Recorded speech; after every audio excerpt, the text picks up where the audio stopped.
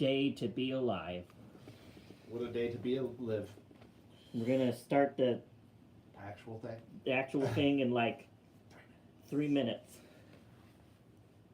Just getting everything set up, making sure everything works. Oh, look, we're live! Live on Facebook. How long does live go for? That is a question. Will Oh, it somebody stop? joined. We're going to start the podcast for real in about 2 minutes. We're just doing a quick checks. Did somebody actually join? Did I miss it? Oh, it says comments will appear here at the bottom. Sorry, I said somebody joined. It's a little far away. I was gonna be like, really? That was fast. They're That was ready. fast. Somebody wants The event is popping. No one's gonna show up. With all the people. That's fine. We can record it, test it out, and next time it could be better.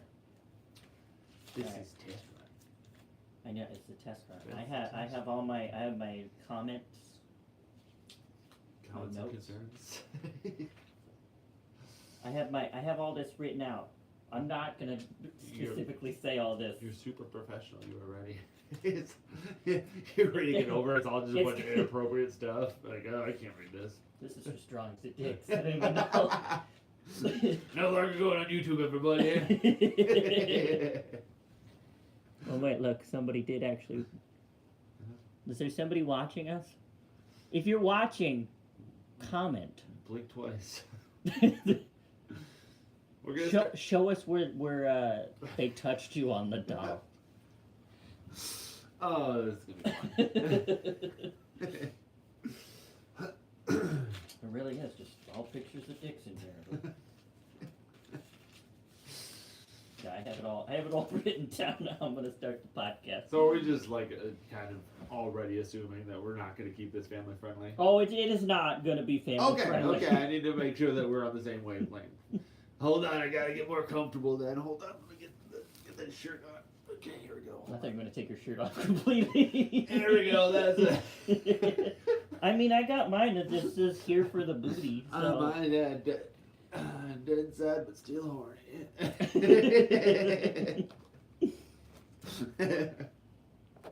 All right, we're gonna start in a couple minutes. If anybody's here, no one's here. We're here, and We're here. that's our target audience, really.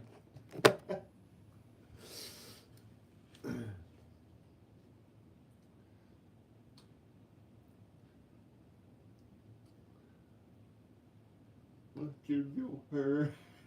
It's stuck in my head now. Zombie. Because you were singing it. Zombie. What did you hear? This is gonna be awful. That's fine. That's the first go. Everybody's first go, babe. But we're Or trying. so they've said. I wouldn't know. I don't think you've ever had sex. Oh, we're talking about sex? Yeah, Oh, no. You are I am definitely not, a virgin. Absolutely not. Girls are gross. And guys are even worse. Oh, look, somebody joined again. They're watching us live. Did they? Yeah, there's one person. Oh, hi. We're gonna start we're just kind of being dumb at this point, but we're gonna start for real. We're in this shit. We're Testing the doing a waters. podcast. Two guys doing a podcast. Two white guys doing a podcast. What the world needs. Thank you, Bo Yo.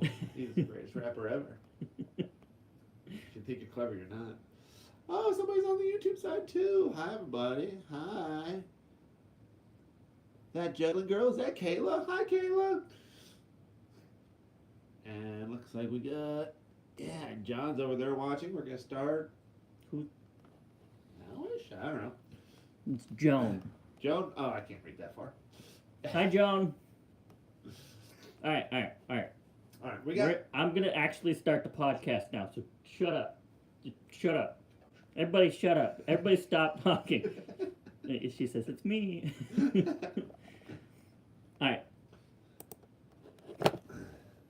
Hey there, Mad fans. Welcome to Madcast Episode 1. I'm your host, Mad Finn, Mad Hatter Circus Sideshow. Thank you so much for joining us at the podcast.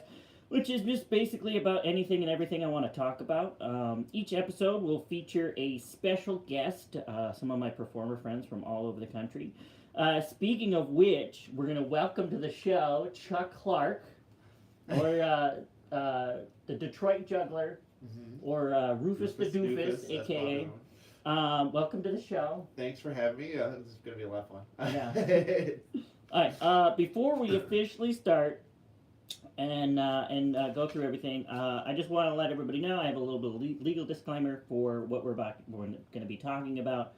The views expressed in this podcast are for entertainment purposes and based on our own experience as performers. The people represented here are not legal or medical experts, and any and all given advice should be taken at your own risk.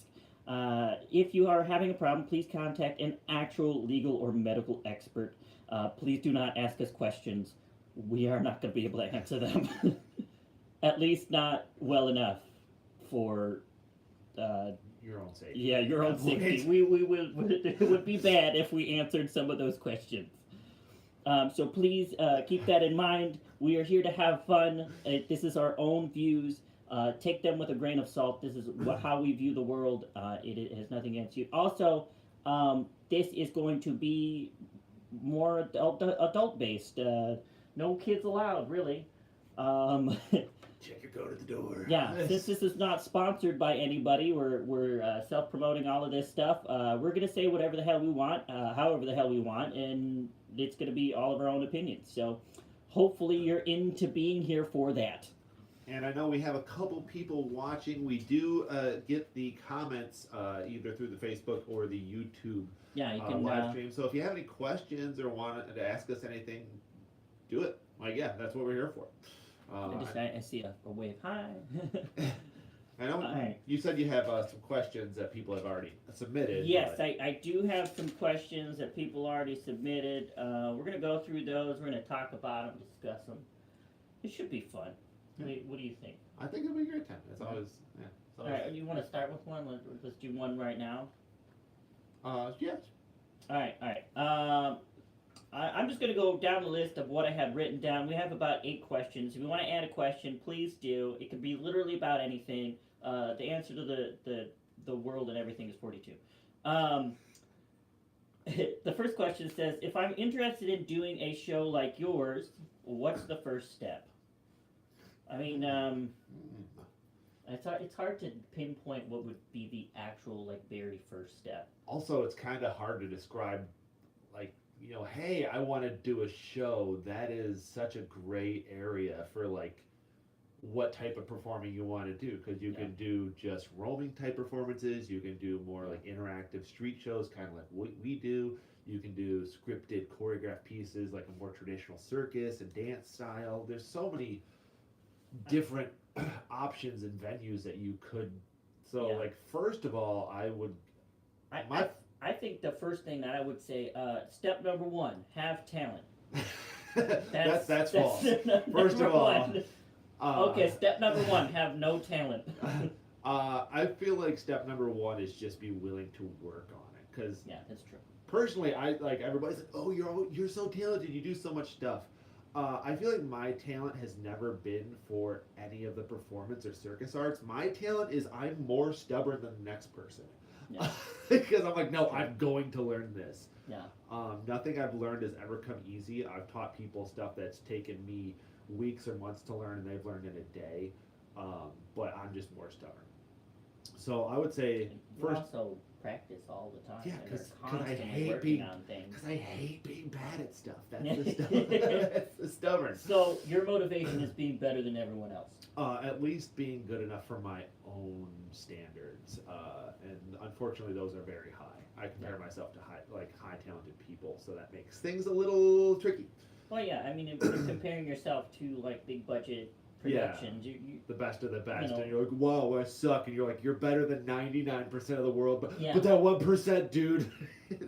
I will say though, sometimes being a performer, there are people out in the performance world that I'm like, they're not great, but they get results. Yeah, absolutely. They're getting gigs. They're working on it, and there's a big thing to be said about marketing yourself and being able to do all that stuff. Absolutely. So there's so many different aspects. that it's hard to pinpoint like what the very first step is. I think it's more a lot of this stuff, like I said before, this is all opinion based. It's going to be based off of your own experience. You need to do stuff for yourself and figure out for yourself for the most part. So the first step would be figuring out where you want to go, what you want to do. Yeah, that's definitely, I feel like, the very, very first thing of like, oh, I want to perform. Well, what do you like and what do you want to perform is definitely going to be first. Because if it's, like, obviously, in my case, the juggling and circus, your case, like the sideshow, or you're a musician or a dancer, you got to figure out, like, what kind of thing you want to do. And then after that, I'd say my advice for the next step, and I've told multiple people this over the years, was a piece of advice I got when I was starting out, because there used to be a magic shop not far away from here in Mount Clemens, Michigan, ran by my friend Dave, who unfortunately passed away a couple years ago. Was that the one that was on Gratiot over there? That's the one. I missed that one. Yeah. No, Dave was absolutely fantastic. He did more kid shows than any other performer in the country for years. Like, he would have 7-8 shows a day at different places. It was crazy how busy he was. But when I first asked him, I'm like, I want to get into performing. What's your piece of advice? And the thing he gave me has stuck with me all these years. Go out and suck for a year. It's not going to feel good. It's not going to feel great. Everybody starts bad. Find somewhere you can go and just start doing. Because having that live experience is going to be better than anything that, like, you're sitting and you're practicing or rehearsing and you're coming up with ideas. You will never know what works and what doesn't until you try it. Yeah. So finding a place that you can go out and just be bad for a while and really put in your time as a performer. And that is, in my opinion, probably the best piece of advice I'd give somebody. Go out and suck for a while. It's not going to feel good, but you are going to learn so much faster than anything else. Whether you're getting you're taking classes and you're getting instructions and you have a tutor, and if you go out and just suck, you're going to figure it out one way or another. Yeah. Definitely jumping into the deep end for sure. He's definitely not the only one that I've heard that advice from. I've heard other performers, like older performers, say the exact same thing. It's like you don't always start out good. Does that make me the exception because I'm good at everything? Because that's like, I'm great at everything. I was good as soon as I stepped on the stage. I'm kidding. And some people do have a bit more natural of a knack for it, of like, oh, they're naturally comfortable in front of people, and like I'm sure you've talked to people that, like, I'd love to perform on stage. I'm okay being on stage, but I don't like talking. Yeah. Mm-hmm. I can be on stage and I can be silly and I can do all this stuff, but as soon as I have to talk, I don't like doing it. Yeah. And these are, and for most people, learned skills, but you have to go out and learn those skills, which is going out and being bad for a while. And speaking of, like, being comfortable on stage and everything, it's different for everybody, and I've had people come up to me and be like, I don't think I could ever do what you do because I would get nervous. But from my experience, the way that I've dealt with performing and everything is when I get up on stage, it's almost like a wave of something comes over me where I just immediately become comfortable. Yeah. I've never, like, from the first moment that I've started doing, like, sideshow by myself and doing my acts and everything, I felt comfortable doing it. And maybe it's just because of the way that I shut my brain off or change the way that my brain thinks about things. So I'm thinking differently at that point. But I've always just been comfortable. I don't know how to describe it. Yeah, I get much more nervous, like, the anticipation for going on stage. Like, if I'm backstage for like 10 or 15 minutes, it's like, oh, then it builds up. And then usually as soon as I get out within the first couple minutes, then all those jitters go away. Yeah. And I feel like kind of what you said of, you're not thinking about it at that point. Because usually once I start, now I'm thinking about the tricks. I'm kind of like, hey, what's coming next? I'm kind of, in a way, my brain is too busy to be nervous once I actually start. Yeah. And I feel like something's to be said about rehearsal in that aspect of if you're doing something that you're already comfortable with that you know you can do, a lot of those jitters are going to go away because you're like, I'm not worried that I'm going to mess this up, or having a backup plan that if I mess it up, it's not a big deal, can help a lot. I learned that from a couple magician friends too. It's like, if you have a backup plan, so you mess up, so what? Yeah. Well, I also, like, you know how my show runs and everything. I'm not really worried about something not being necessarily good or, you know, well rehearsed all the time. It's more about how the audience views it and whether or not they're having a good time. I think if any advice that we could give you, any just like normal, not legal or medical advice that we could give you is just like, the show is about the audience and how 100%. they are entertained by it. And it doesn't have to necessarily be the best of the best. You just need to present it in a way that is entertaining. Yeah. And I see a lot of, especially new performers, kind of fall into that, where they are doing the show. You can tell they're doing it for them. They're like, I'm doing this to feel cool. I'm doing this to show off. I'm doing this for whatever reason it might be.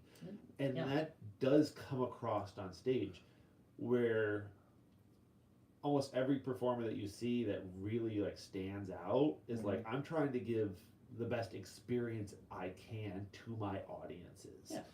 I want them to have an experience in something that they can take home, remember for a long time.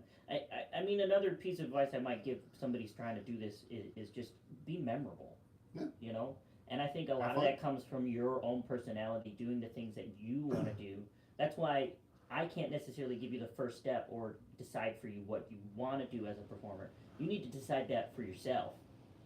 Because the only best way to do it is you have to be passionate about it. It has to be for you, so that you can make other people happy. Like, and that's one thing that I always try to remember and stay very grateful for is, you know, to us sometimes it was a show at 1:15 on a Saturday. We did 4 that day. It's whatever. It's nothing. But to them, you know, some of them, that's the first time seeing something like what you do. It might be their first time seeing a sideshow performer. It might be their first time seeing a circus act live. To you, it's you know, sometimes it's just a day, right? It's a day, it's a gig, it's whatever.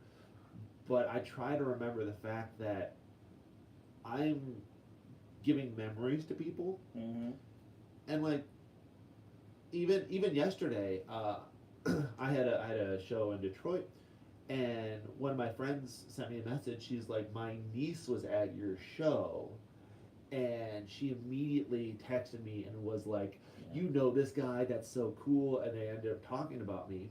And at the same show, a different family came up and they're like, we seen you at Ren Fair.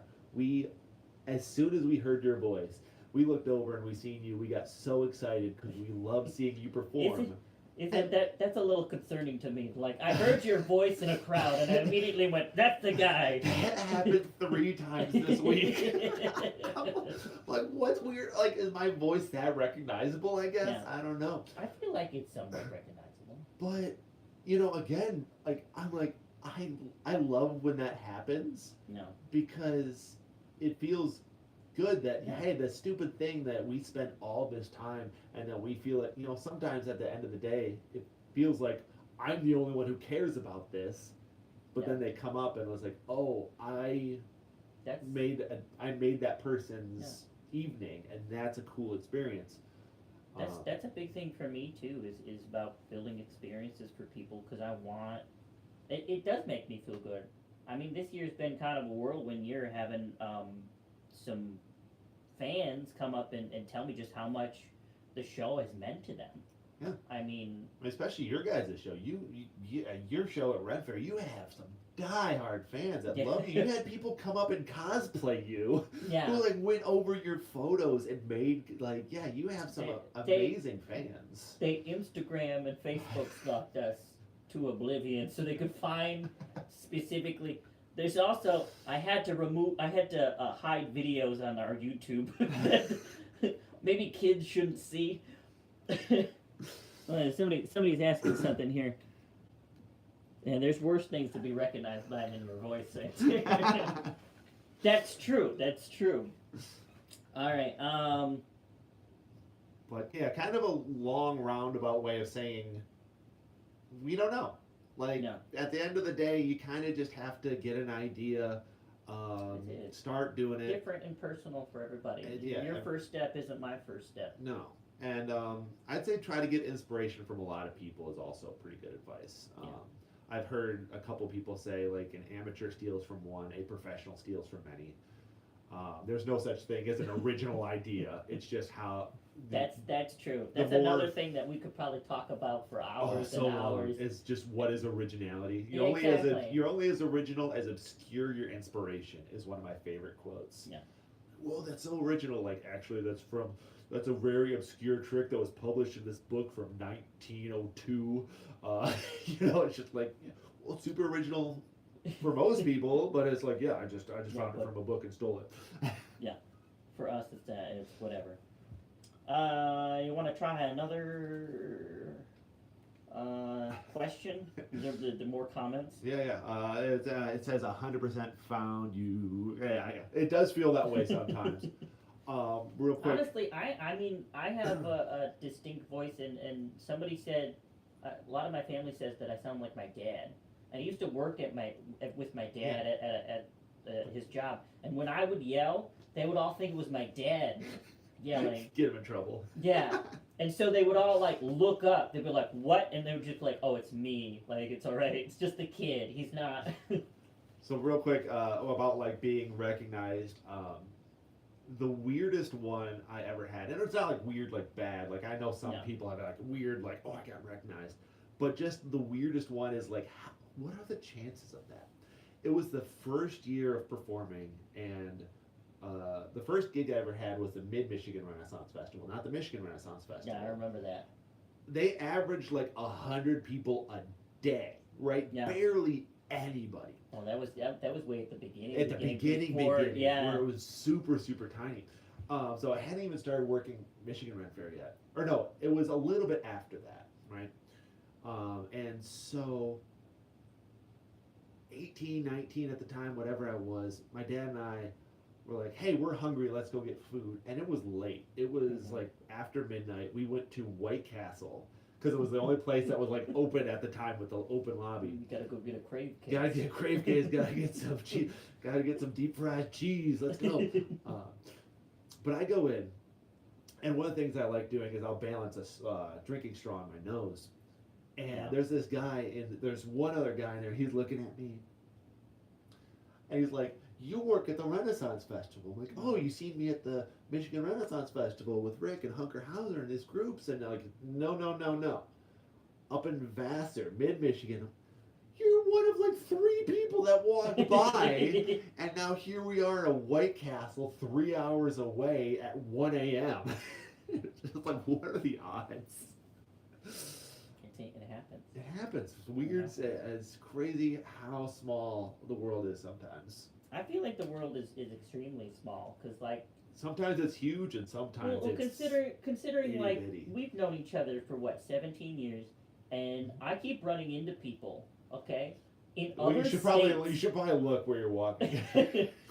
I keep on running into people in other states and other places, and I go, yeah, like my buddy Chuck, and they're like, oh, Chuck Clark? Like, this has not happened just once. This has happened many times in, like, places like Florida, like fucking...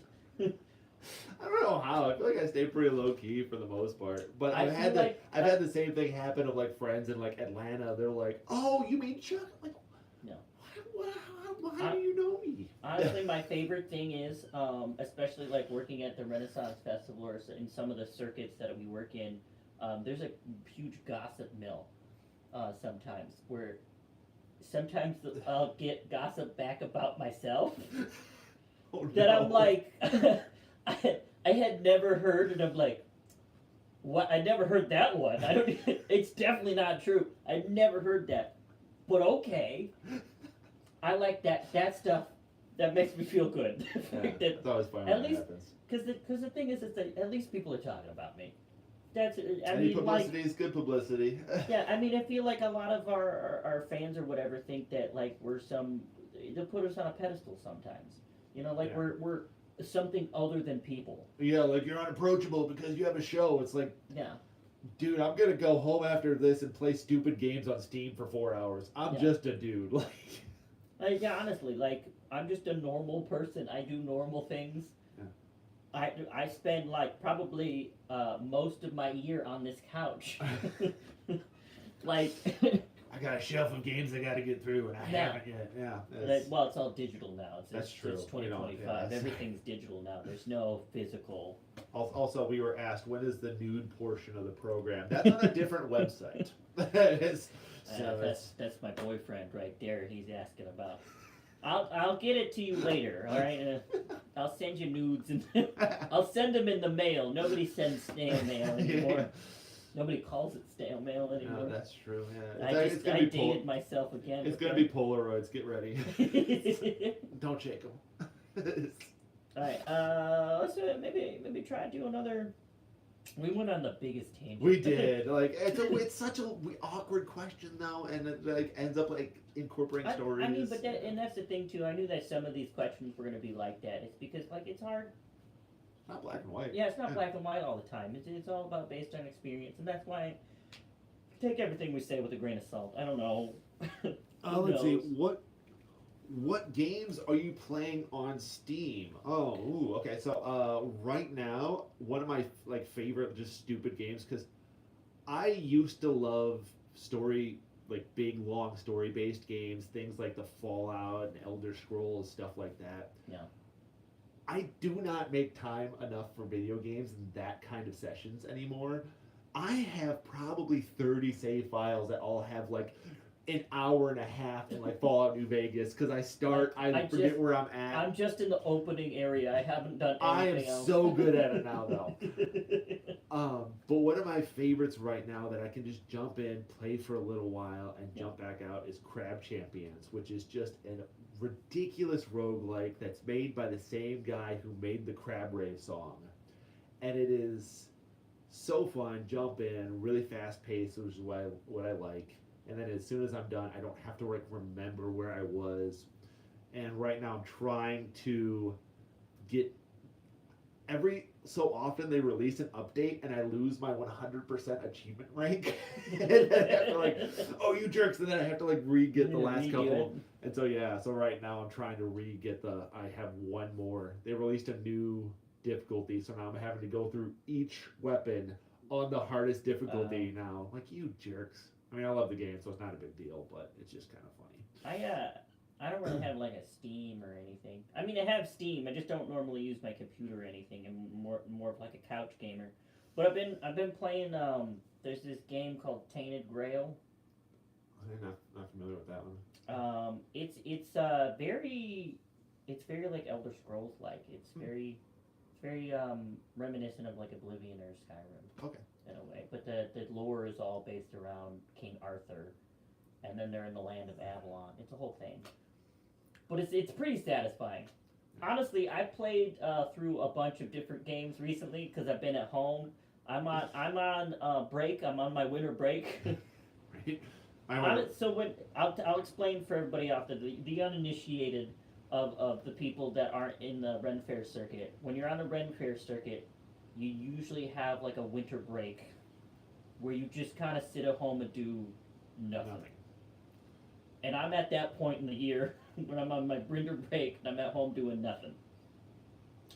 So I've been playing a bunch of different things. I've played through most of Kingdom Come 2.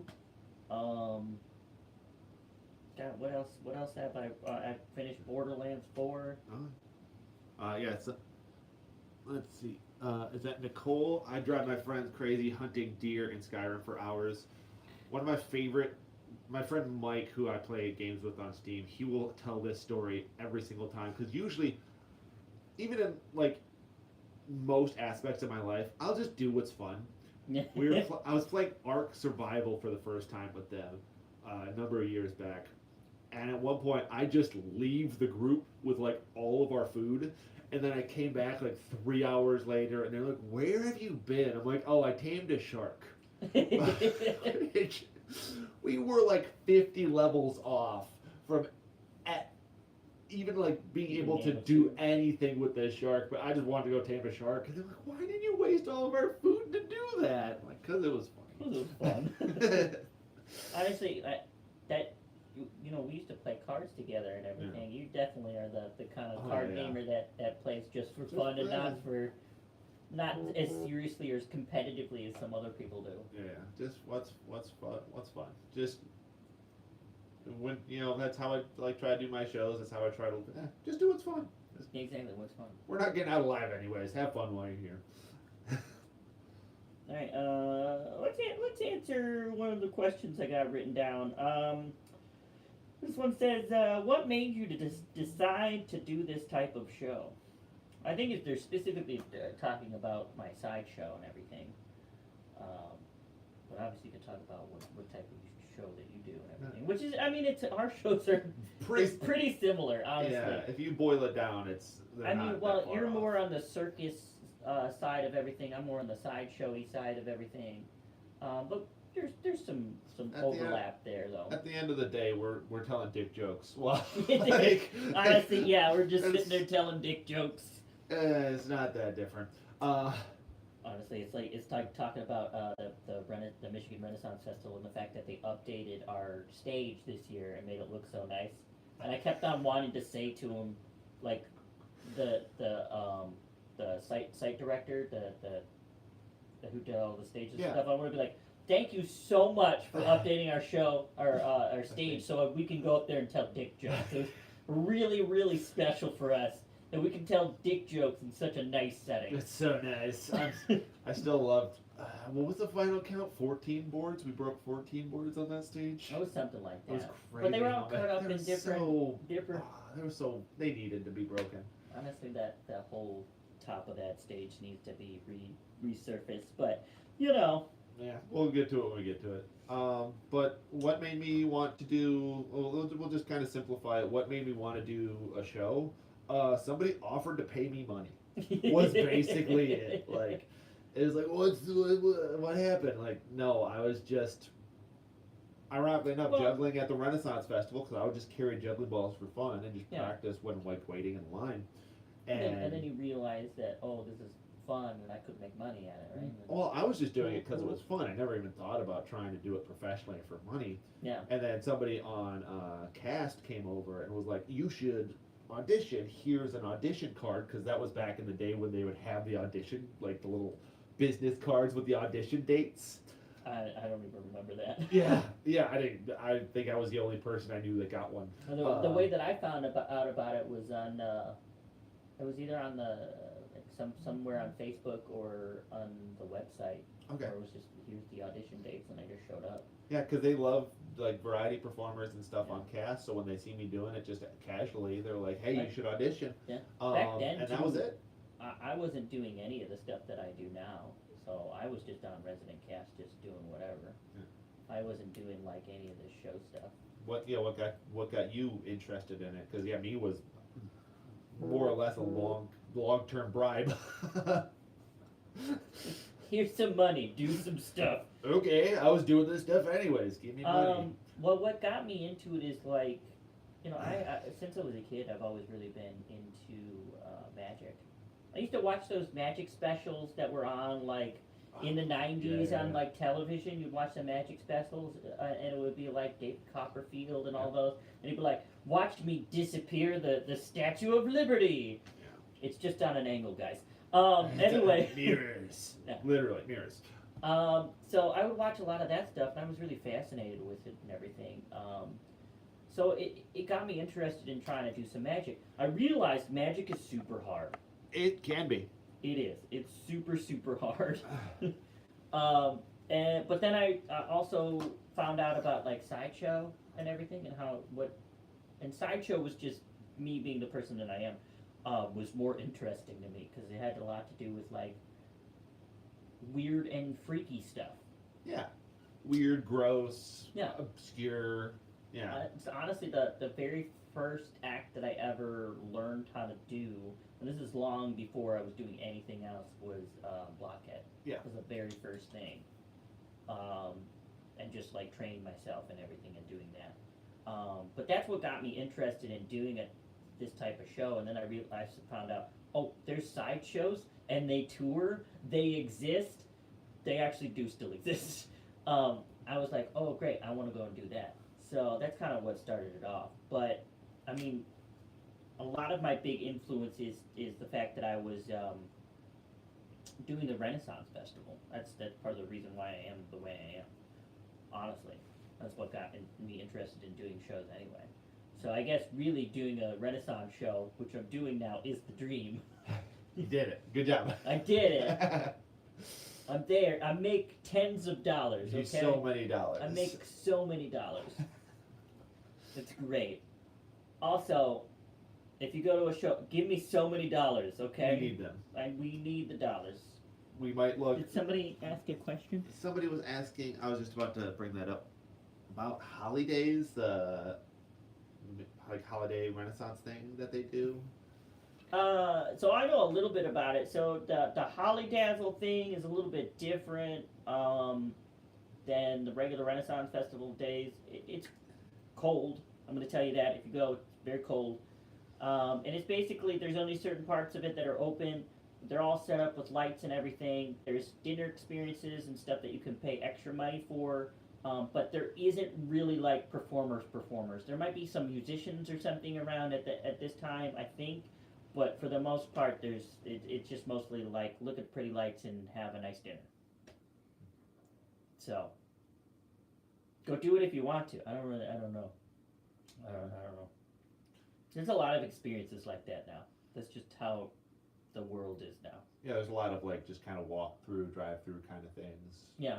But some of them are really cool and really pretty. Like I know the Ann Arbor Trail and like Livonia, Redford, they decorate it all up with Christmas stuff, and you can just drive through, and it's really pretty. So it's cool that like stuff like that exists and it's free. But I mean, yeah, it's something to do. Something I to mean, that's what we did when we were kids, right? Like their parents would take us in the car and they'd drive us to like the big house, the rich neighborhood that had all the lights out and looked really pretty. And they're like, look at the, as you drive by, they're like, look at the lights. Stop telling people we grew up poor. They could have guessed. We perform at the Renaissance Festival. I mean, lower middle class. I wouldn't say poor. Lower middle class. No, we didn't struggle, but we were comfortable. We weren't. That makes it sound so terrible. Oh God. All right. This next question I'm going to ask because it actually does go into what we were just talking about. How long do you see yourself doing a show like this? Forever. Ideally. Until I die. Until they rip the hammer and the nail out of my hand. Well, ironically enough, I'm not exactly sure on Sideshow, but I know specifically jugglers in the circus usually have a very, very long career. Yeah. There's some phenomenal jugglers that are still doing crazy high level stuff in their 50s, 60s, and some even into their 70s. And like even there was a fantastic juggler by the name of Dieter Tasso. He used to do slack wire on a unicycle where he would kick cups and saucers up onto his head all at the same time. He did that for years. He's been performing since he was like a teenager, and they finally forced him to retire, I think, a year and a half ago. Forced retirement. Because they're like, Dieter, you're almost 90, please go to a home and relax, right? He was the like oldest still performing juggler in the scene, and he was like 86 or something like that, and still juggling and doing great stuff. And I mean, think there's some decently old Sideshow performers out there still that still do stuff. There's definitely a few that are into their 70s. There's some that are still teaching. Yeah. Like some just take a step back into a slightly different yeah, role. I mean, I mean, there's certain acts that like they will get kind of retired. Like usually, sword swallowers retire usually a little earlier. There is Fire somebody that breathers. yeah, there is somebody that I do know that is still currently performing as a sword swallower, and he's like 70. So you can still go on, but it's generally The not teeth- recommended to keep doing The it. teeth don't get in the way anymore. That's not the issue though. It's everything else. Yeah. Yeah. Because you're just scraping But, everything on the way down. I plan to retire doing this, so this isn't a there's not necessarily a specific time that I plan to stop. Yeah. There's not an expiration date for me necessarily. This is I'm going until I can't go anymore. Yeah, and I feel kind of similar because I'm at the point where I want to do more big stuff. I want to do the biggest stuff that I can for as long as I can, and then once I can't anymore, then I can just kind of pull it back a little bit and change the show up. Because I've seen people over the years do stuff like that where like, oh, used to do all this crazy high level stuff in more traditional circuses, but then now I pulled it back and now I'm doing a really funny comedy show with pieces of that. Right, so now rather than having an amazingly technical, like groundbreaking 7-minute act, now I have a Which is really taxing. Yeah. it's so taxing. But now I have a much more relaxed, really really funny 30-45 minute long show. So it's just a different venue. Adds the longevity to. We all get tired. I mean, even though we're generally young. We're in our 30s. We still get tired. This stuff is not the easiest on the body. There are days I wake up and I hurt. There's a running joke in the circus community that, like, all the aerialists and stuff, you're like, oh, does anybody have an ibuprofen? Like, everybody has. Like, what? And it's not just, we got Advil, Tylenol, ibuprofen, all in our car, in our to-go bags. We all hurt really, really bad almost all the time. But it's for the art. I mean, for me, I do get sore a lot too, especially being out of the Renaissance festivals and walking around there. Yeah, the hard ground and just hauling stuff, just move. That's part of the job that people don't think about is this stuff's heavy. We gotta move it. We gotta haul it in and out of our car. Oh, I feel that. You know me. I'm the one with all the giant props that I just have to carry around everywhere. Here's a bag full of 100 like swords, machetes. 100 machetes. Well, it's 35 or something, I think. It's still heavy. It's 35 machetes in a bag. Adds up. But like, I honestly forgot what the hell I was going to say. You keep on going on tangents and then we forget what we were talking about before. But yeah, I plan on to keep milking this until I can't milk it no more. Not everybody really does that. Sometimes people do have an expiration where they're like, I don't want to do it after a certain point. And some people get really burnt out where they like usually when they are born into it, like generational performers where they hit their teens or 20s or whatever, and they're like, I want to just do something different. I don't want to do what my dad and grandpa did. So some people do get out of it and do other stuff. I mean, since being in the circuit and everything, I've met a few people that are like that, like generational circus performers, and a lot of them have, like the younger ones have a similar experience that they feel like they're living under a shadow. Yeah. So doing the exact same thing as what your forebears did kind of doesn't hit it for you. Doesn't feel very special either. No. We got a couple comments. Felt metal rod in the arm, feel that on most days. And then you have audience members nearly murderized. Sometimes. Stacy, we've been over this. It's fine. You did not kill me. And we're perfectly fine.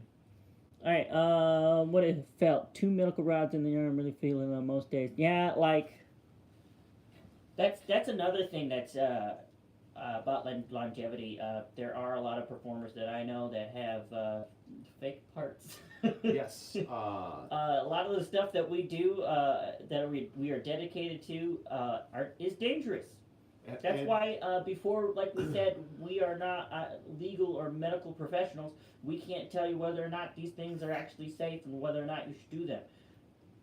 we know they're probably not safe. Yeah, we probably really- shouldn't do them. Now, realistically, you should not do any of the things that we do. We are aware, and we are aware of the risk, and we sometimes pay for it. Like, yeah, I know Well, my we are- hips and back are I know destroyed. the running joke is that we're not insured, but we actually are We are. insured pretty heavily as a performer. That's another thing. If you are planning on becoming a performer, doing anything that we're doing, please get insurance. There's places like Specialty Insurance that specifically deal with insurance for performers.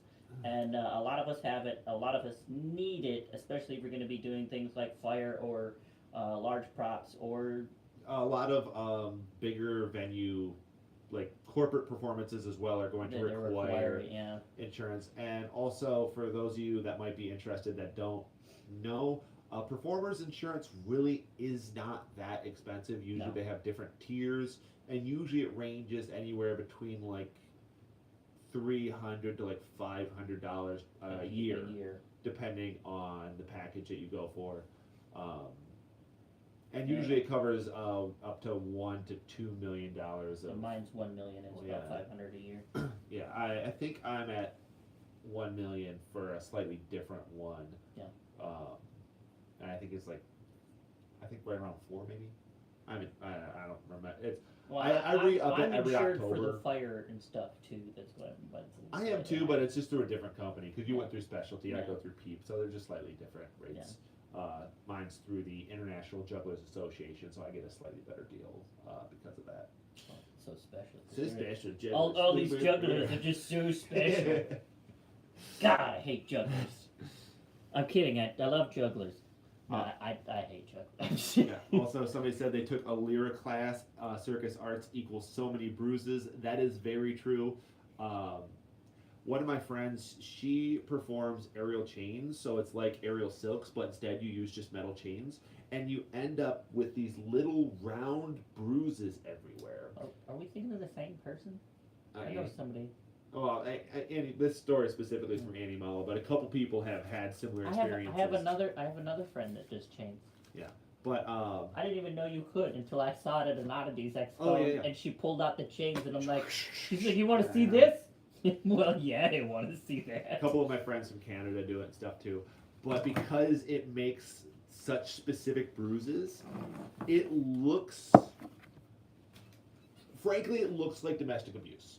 Yeah. And so, My They- friend said the same thing. She would get bruises all over her legs and everything. Yeah, and- at like checkouts and stuff at like grocery stores, like people coming up, if you need help, just Just call blink- somebody. Blink And twice. it's like that's a really nice thing that you should be doing, right? Like if somebody looks like they need help, please help them.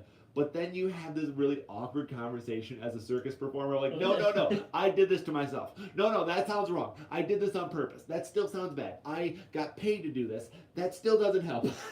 It's funny because being in Sideshow too, sometimes we go and buy certain props from the store and everything. One of the things that we buy a lot is cucumbers. Oh yeah. So sometimes extra stuff sharp. Sometimes you'll be at like a grocery store and then you need cucumbers and condoms or something for like.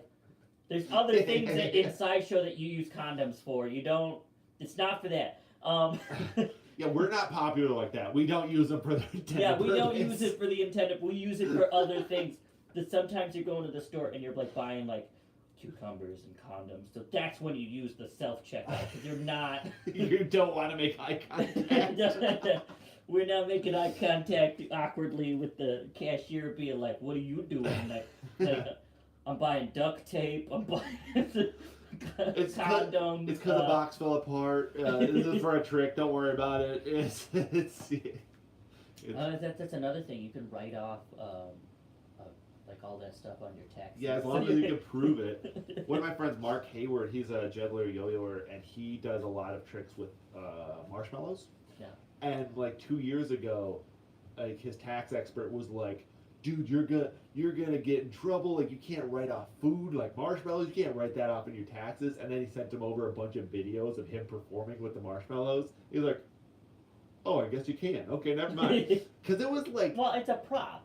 You know, It was it like- becomes a prop. well, he did like so many shows. It was like a good couple $100 or like over $1,000 of marshmallows over the year. He's like, no, I'm Wow. writing this off. Wow. So That's a lot. he That's uses a of lot. marshmallows. Let's see, we got a couple I can't mermaid hardly read it. performers. Get it too many. It's really good to get. Mermaid performers get it. Oh, yeah, she's talking about you can Oh, also performers get insurance, insured as a mermaid. You can also get performers insurance. Yeah. I found that through specialty you can get insured from pretty much almost anything. So yeah, I mean even if you are like you're a character performer or anything, I would still get it. And I mean you never know what's gonna happen. And the thing about it is, if you are a working or even as aspiring performer, if you get 2 gigs, as long as your rates are fair, that's a whole nother conversation of like what you should and shouldn't charge of a starting performer. Again, But- a whole nother Whole conversation. conversation.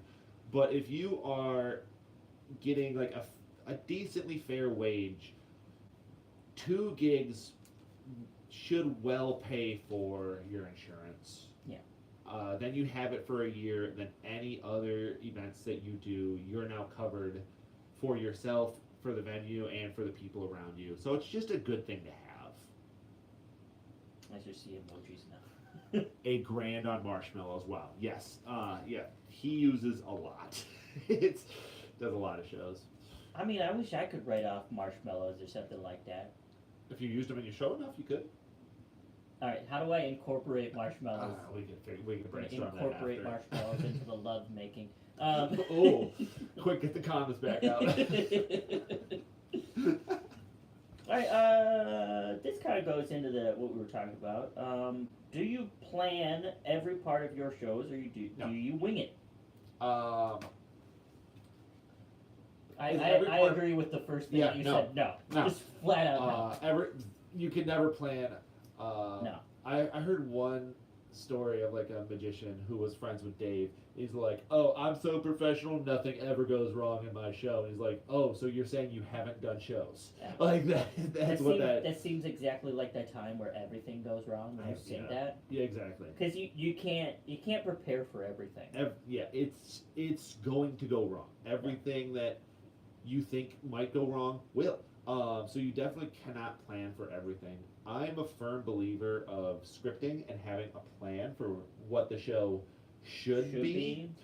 But if it deviates it, you have to be able to do it to adapt. Yes, the thing that I like about that and the way it was kind of presented to me is scripting a show is great because then if you go off script and you're improvising and you're interacting and you're doing this stuff and then that starts to fizzle, you can now just jump back on script, right? It gives you a really nice safety net that you can deviate for as long as you want, and then you can jump get back right on back whenever in, you're yeah. ready. So I really like that idea. Yeah, to go off what you're saying, like some of my stuff is scripted. As far as like the openings, the endings, some of my stuff I have to say throughout the show, hat lines, stuff like that. Sorry to interrupt you real quick, but somebody just said, not popular like that. Sounds like you need more cucumbers, condoms, marshmallows, whips, and chains. We have all of those. We have Call a lot. us. Yeah, we have a lot of those. We have a lot of those. No, honestly, do you know how I just brought Ask Harmless about how unscripted things can get. The worst thing of unscripted I've ever seen and how bad it got. One of my friends was putting on a magic show, and he's like, "You in the front row, come up and help." And this person was really, really excited about it. Pick me. And everybody around this person's, do not pick this person. Just no. This big like, no, don't pick this person. But he still picked them? Still picked him. Even though everybody's saying like, don't do it. Yeah, Do not his do it. family He's just around him. He's just like, I'm gonna do it. That one. Super autistic. Oh, yeah. Incredibly autistic. This 5-minute act that he was not willing to just let die and you know, like, oh, sorry, not gonna work, have a seat. He tried to force his way through this act. Yeah. it ended up being 40 minutes of him trying to force his way through this act with this autistic kid, and it just ruined it. And it's like sometimes you gotta just walk away. And he was new enough that he really didn't want to. Yeah.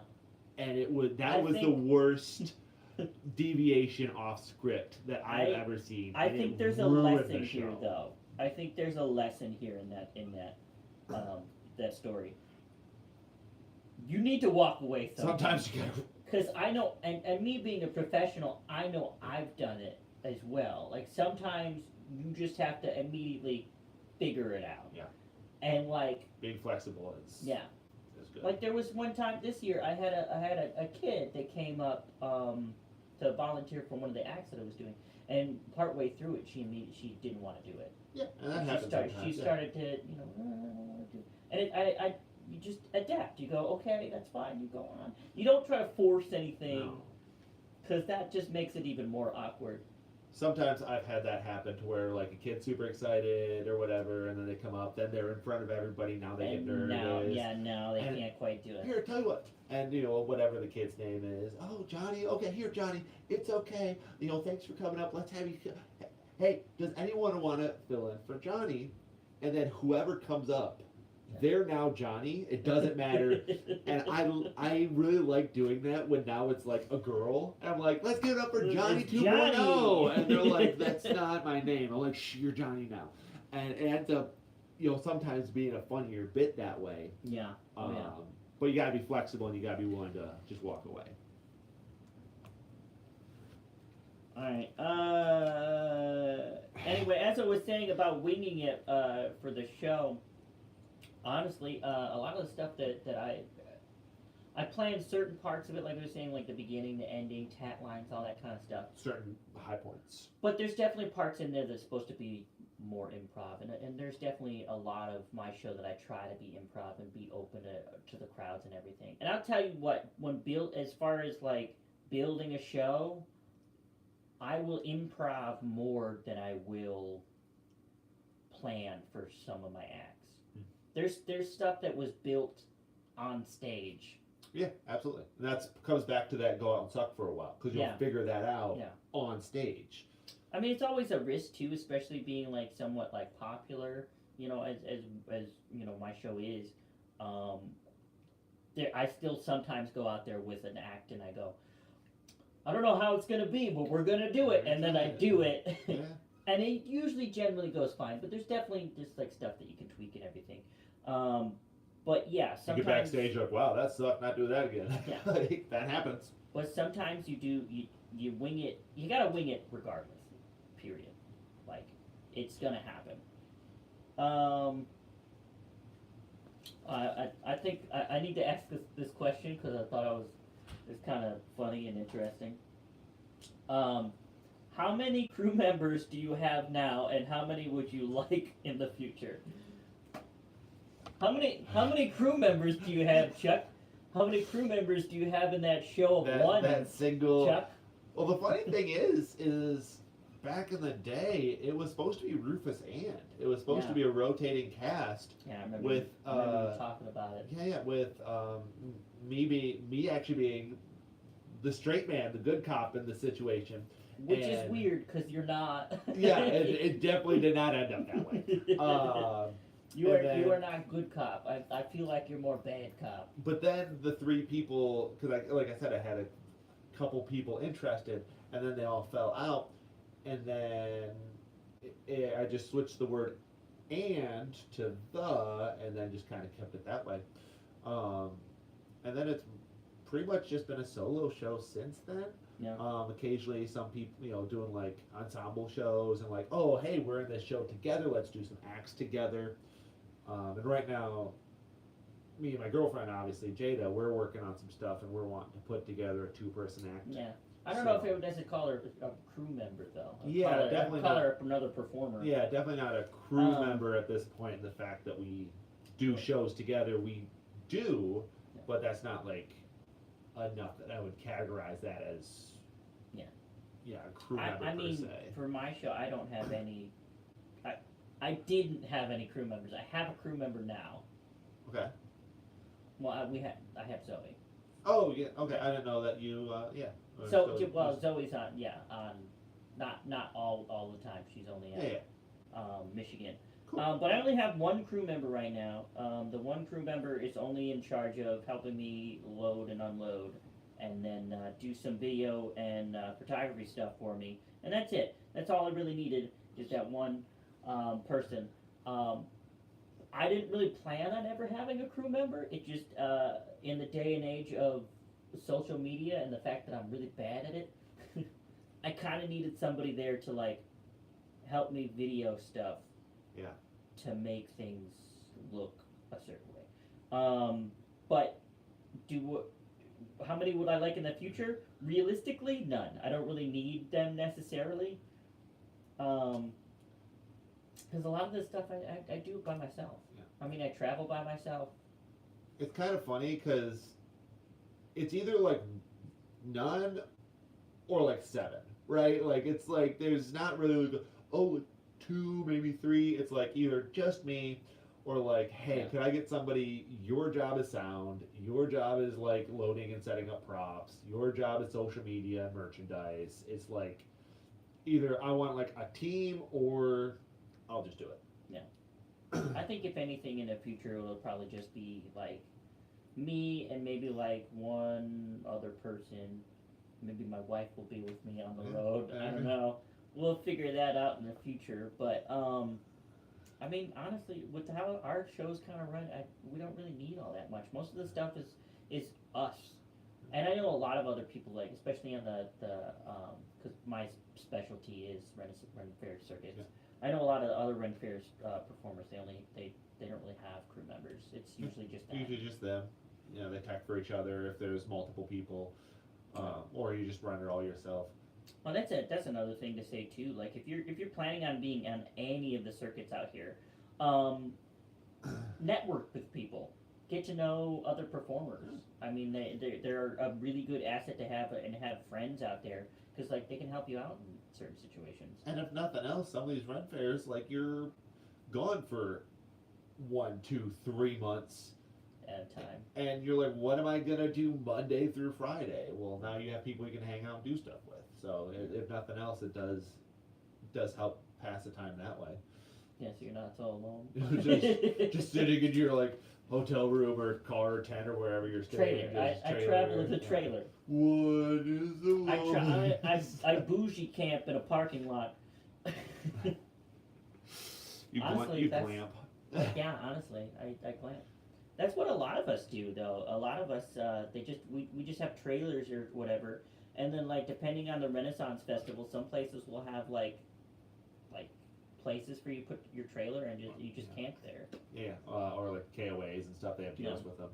Somebody just says no crew, just a ton of specialty trained cats and one giant chicken.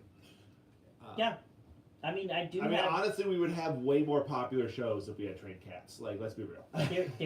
there one of my favorite Renaissance Festival performing groups is Cirque du Soleil. Oh, with the rats? Yes. Well, she doesn't just have rats now. She's cats. She has several cats.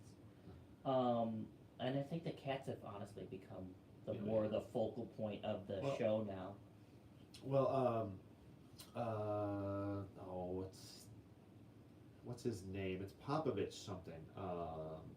Gregory Popovich. Incredible juggler. One of the best jugglers of all time from Europe.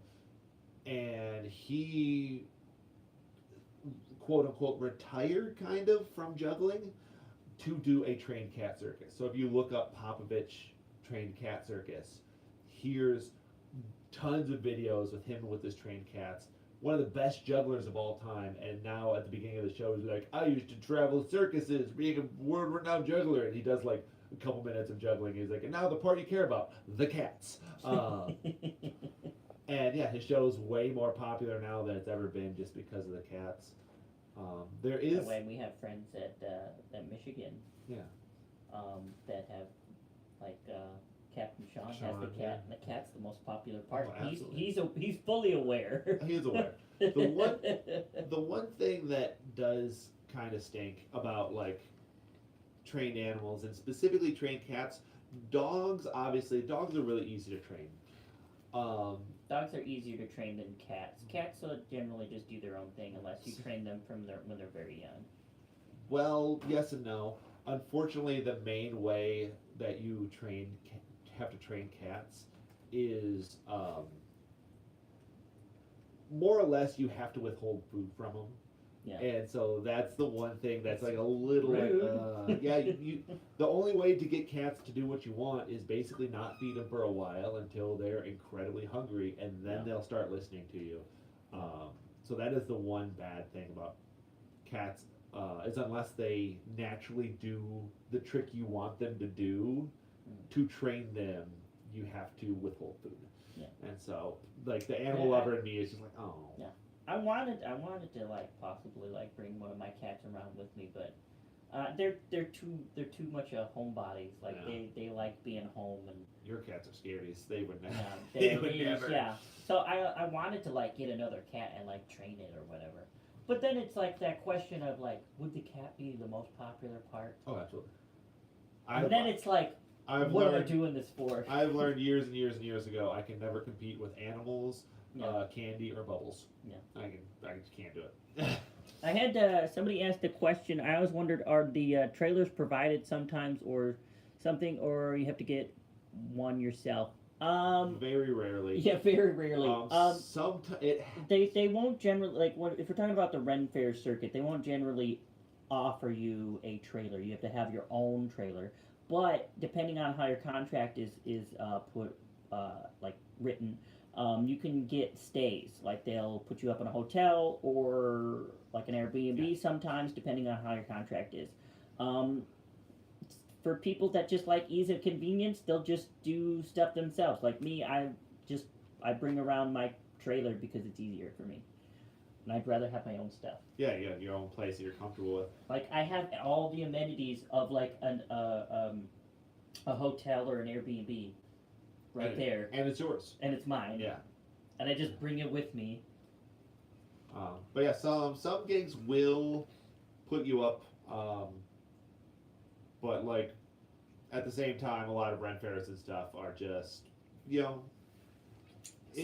Somebody says we need a GoFundMe for the stage. You don't even know how bad that stage actually is. It's gonna cost us millions of dollars.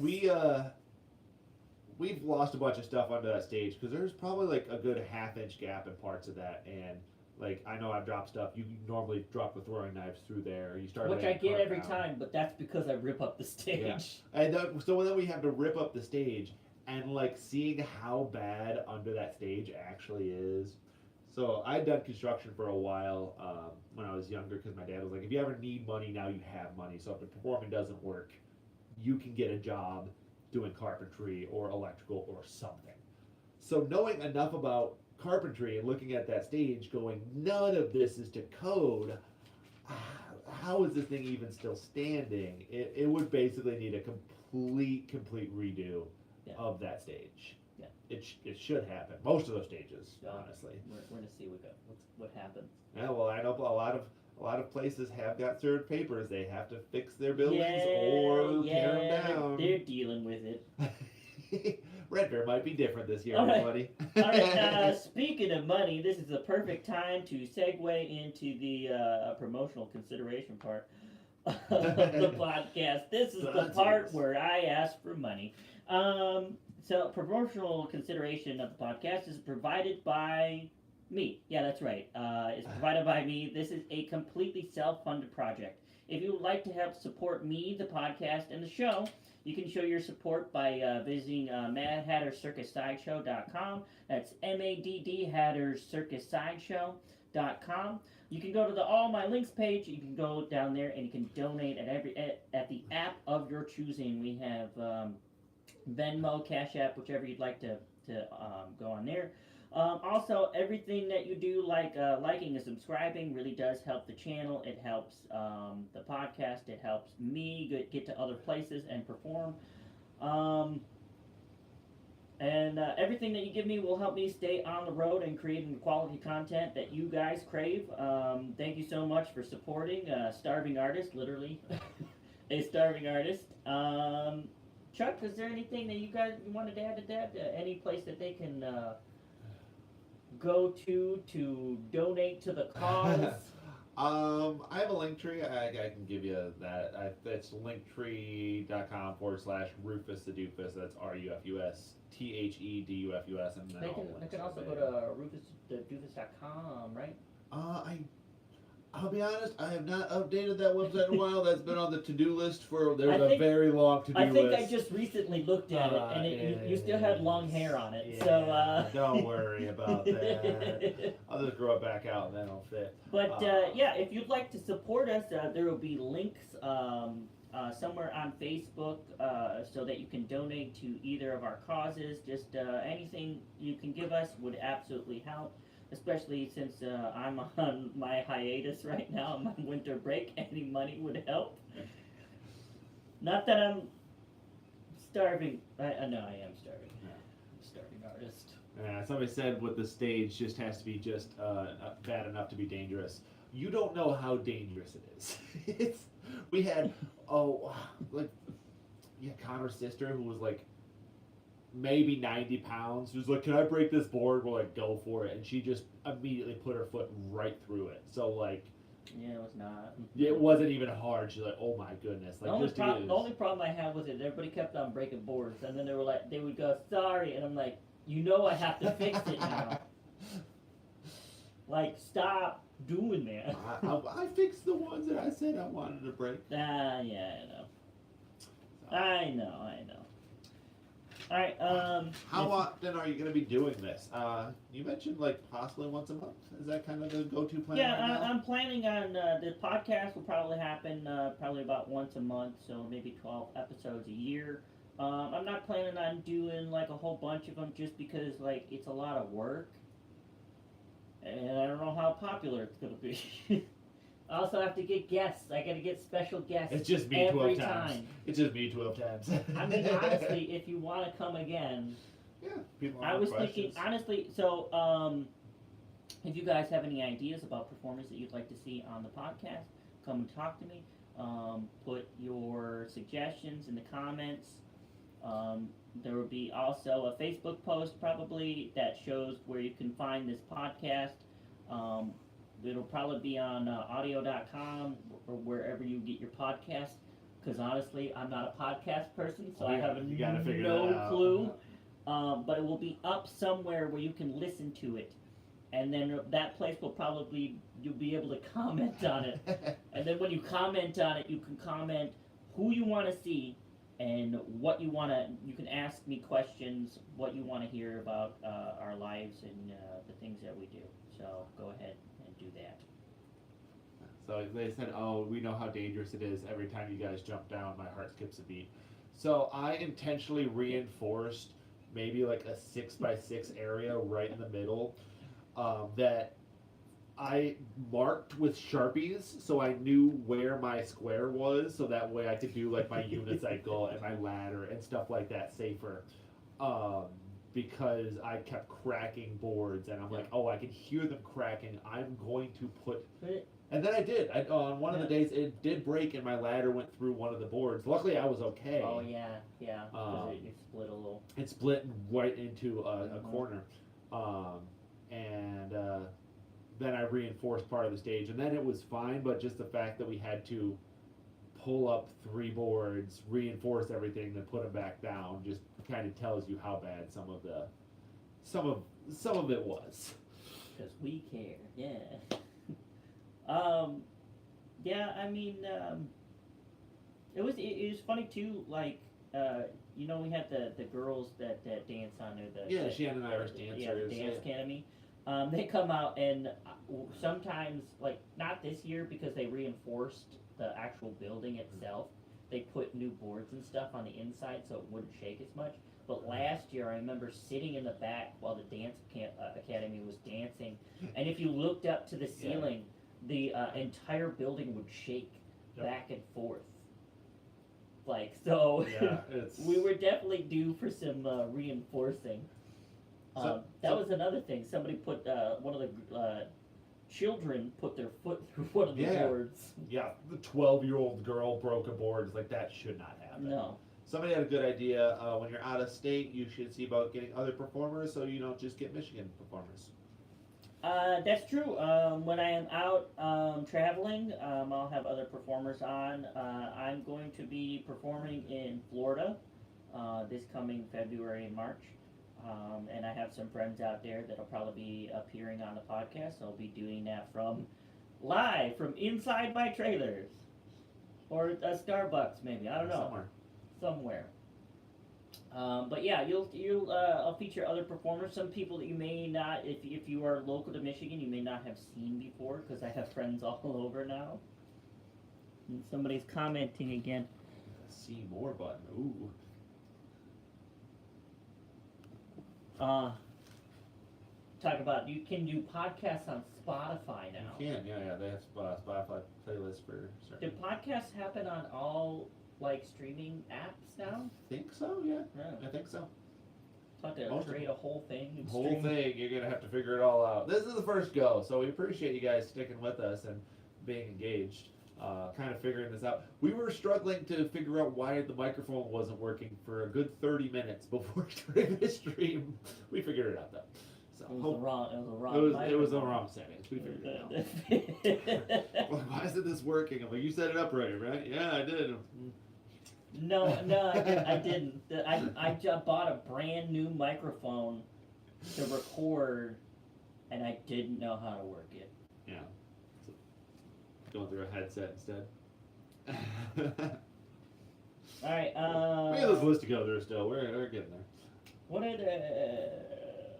where were we? We're at number 6? I don't know. I haven't looked. What goes into planning your routines?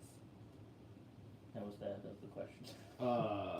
Planning? I think we already kind of touched on this, though, because we talked about like an idea. Planning.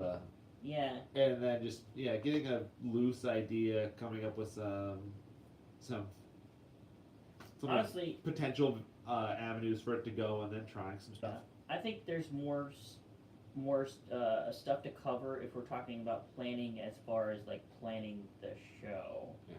And all the stuff that goes into it, because there's a lot of people just see the show itself and don't understand that there's a bunch of other planning that goes into it, like a lot. Yeah. Getting the gigs. Putting together marketing, promotionals, putting together merchandise, putting together all this other stuff. There's a lot of planning that goes into that, sometimes more than an act. Usually an act, you'll kind of get an idea, and you usually, at least I find that if I get an idea for an act, usually it's pretty direct. It's like, oh, here's the thing. It's not like it. I think the practice can take a long time to develop, but usually the ideas come really quick, and it's like, the act, here it is. I know that's like that. That's what it is for me doing Sideshow and everything. It's like, well, let's be honest. The Sideshow only has so many things. It has 7 acts. Yeah, total. That's it. But you do the act. What more goes into the planning is planning what you're gonna say. Yeah, how you do the act. How you approach it and show people what's going on and everything. Honestly, I guess most of my planning goes into jokes, into comedy. For sure. The presentation. Yeah, and I think I'll say this too. I consider myself more a comedian at this point than I do strictly a sideshow or circus performer. Yeah, because you're not necessarily presenting, here's the skill, here's the act. Yeah. Thank you for seeing me, this is wonderful. You're like, I'm going to do this stupid thing, you guys want to see it? And I'm like, yeah. No. It's a different way of doing it. Just different. I mean, it's definitely different than how traditional sideshow was always done. Because when you did traditional sideshow with touring sideshows, it was always kind of a little bit more presented in this way where it's just here's an act, this is what it is. Isn't that weird? It always felt a very matter-of-fact presentation of look, Here's a thing. Cool, right? Yeah. Here's another thing. It almost, almost like a museum display, almost. Like, here's this thing, and now here's another thing. And it felt, very, performative is a word for it, but I mean, it is a performance. But so it is a yes, performance, It is yeah. performative. But it's just like it's not. I mean, yeah. Just a different type of entertainment, really. And it was very closed off. I know that the sideshow that I got into doing with, it was very like, here's the audience, here's us, and there was separation there. Somebody said they want to see all the stupid things all the time. That's basically. That's essentially what sideshow is, and all the stupid stuff. But yeah, A lot of the circus stuff is really pretty much the same thing, just in nicer clothes. That's another thing. That's true. Look at sequins compared to blue jeans. Like I crazy how many sideshow performers I see in blue jeans. Like just a year ago. Do you want me to express my opinions about that? Because I hate that that's a thing. Don't. All right, if you're gonna be a performer, and again, this is just my opinion. If you're gonna be a performer, don't perform in shorts. I don't know what it is for me. I don't like it. So many people just came to mind when you said that. I can't. The dude does not abide. I can't do it. There's a lot of performers that I know, like sideshow performers, that will just do stuff in blue jeans. I mean, if they're going to do like a whole production and everything, There is a usually way, they there's kind of a dress way up. to do it, But I have seen stuff where it's like it's just little stuff that they're doing or whatever, like little events, and they just go out and whatever, and it's kind of like that. To me, doesn't scream professional. no. It kind of makes it, because there's an air about performing and everything, and I feel like you need to present yourself well. I've also heard something kind of interesting. Well, when it comes to like costuming and stuff,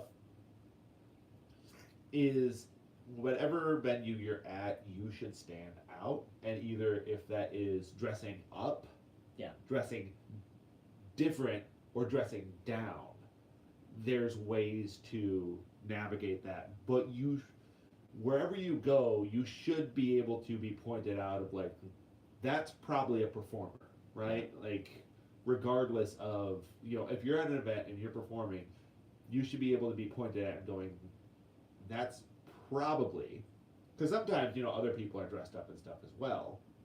Yeah. But you should stand out enough.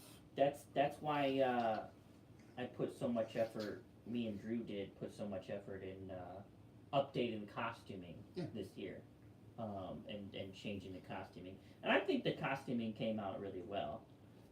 And I feel like now that I'm dressed in what I am, and it does give that air of like, that's a performer. Like, I see that's a performer walking down the lane. And somebody said, what about booty shorts, short shorts? Again, I feel like you're talking more just like casual, like gym short kind of. Yeah. Oh, we're basketball shorts and like a t-shirt. Like, you're it's- not in a costume. You're not in an outfit. Yeah. If it's part of it, like I feel like when it comes to like girl performers and everything, if it's part of how the costume looks and everything, that's appropriate. I'm talking about like in sideshow. Let's be honest, it's dominated by dudes. Yeah, for sure. And I'm talking about the ones that go out in like jean shorts, and you're like, what? Yeah, jean shorts and a white t-shirt, and you're like, what are you doing? I paid money to come see this. Like, yeah, it doesn't necessarily feel good. And to be fair, sometimes it does help. Like, I've seen some sideshow performers specifically wear white t-shirts because of the act that they're doing. Because if they're doing like a Frankenstein or like a needle act and stuff like that, where they're bleeding and they intentionally want that shirt to show the red, and after they're done, oh, it's a $3 t-shirt, just toss it away after, right? That's now a performative choice. Yes. But the people... It's all based on what you're doing now. Yeah. Like, if you're just doing whatever, don't just go up there and look like a schlub and expect people to think that you're great. Yeah. I mean, that's just my opinion. Again, a lot of these questions are not just black and white. Yeah, you should look X, Y, Z. But if nothing else, there should be a reason. There should be. I feel like if anything, you shouldn't just wake up and go, "Oh, I have a gig today," and then pick up whatever you dropped on the floor last night. Yeah. That's what I feel like you shouldn't do. There should be thought and effort being put in. Like whenever I go out and I have like a place to perform. Kayla, my wife, will tell you. I spend time looking in my closet and being like, should I wear this, or should I wear that, or should I wear this, or should I wear A that? little bit of this, a little bit of that. And I think generally when I'm doing like oddities expos and stuff like that, corporate events, stuff like that, I have a general look that I already do. And like, so it's already established, but still, I like put thought and effort in. yeah, and like me, I have a lot of different vests and colors and like outfits and stuff. That yeah, generally they're all like fairly similar. Like for me, for the most part, nice dress slacks, a dress shirt. Your vest and that I then see you vests, wearing all yeah. the time. And I have Your vest corsets. yeah, I have vest corsets. I have a bunch of different colors, different styles. I have different style dress shirts that I can. That's also another wear. thing that Just I don't think little bit everybody variety. thinks about it, but having a variety of colors Yeah. and different themes and styles is good as a performer, especially if you're doing a lot of different things. Well, like for me, like county fairs is a great example of that. Okay, hey, a county fair, it's running for 5, 7 longer days. Yeah. Generally, I try to make sure I have a different outfit at least 3 or 4 days in a row, right? So like, okay, I wear outfit 1, 2, and 3, and then I can cycle 1, back. 2, 3, yeah. Yeah, because if you wear the same outfit every single day, I think that just looks. In venues like that, especially, like you wore the same outfit 5 days in a row, that's just. I don't know. Like, Right. what are the odds that you're washing that every day? Like, especially if you're on the road Oh, and you're so- traveling. Like, So yeah, that's so that's it's, a funny historical thing. So Circus Sideshow, like, they were on the road all the time, and they would go out to these county fairs, or they would be doing carnivals or whatever. So they'd be doing grind shows, so they'd be working all day, every single day. Oh, for those of you who don't know, grind show is basically just, hey, we're open. You're doing a show nonstop. Yeah, nonstop. It cycles through. Hey, we just finished our show. A new group's here. Go, Yeah. go, go, go, go. So grind And shows, you're They didn't open really, to close. yeah, they didn't really have extra costumes or multiple changes of costumes. So what they would do is they would make a mixture of alcohol and water, and spray it on their clothes, and it would just make it not stink. Yeah. And that was it. They didn't have time to wash their clothes in between. And we definitely had a bottle of that in the sideshow just sitting around. It Yeah, works. it's basically just Febreze. Just kills all the stuff. Yeah.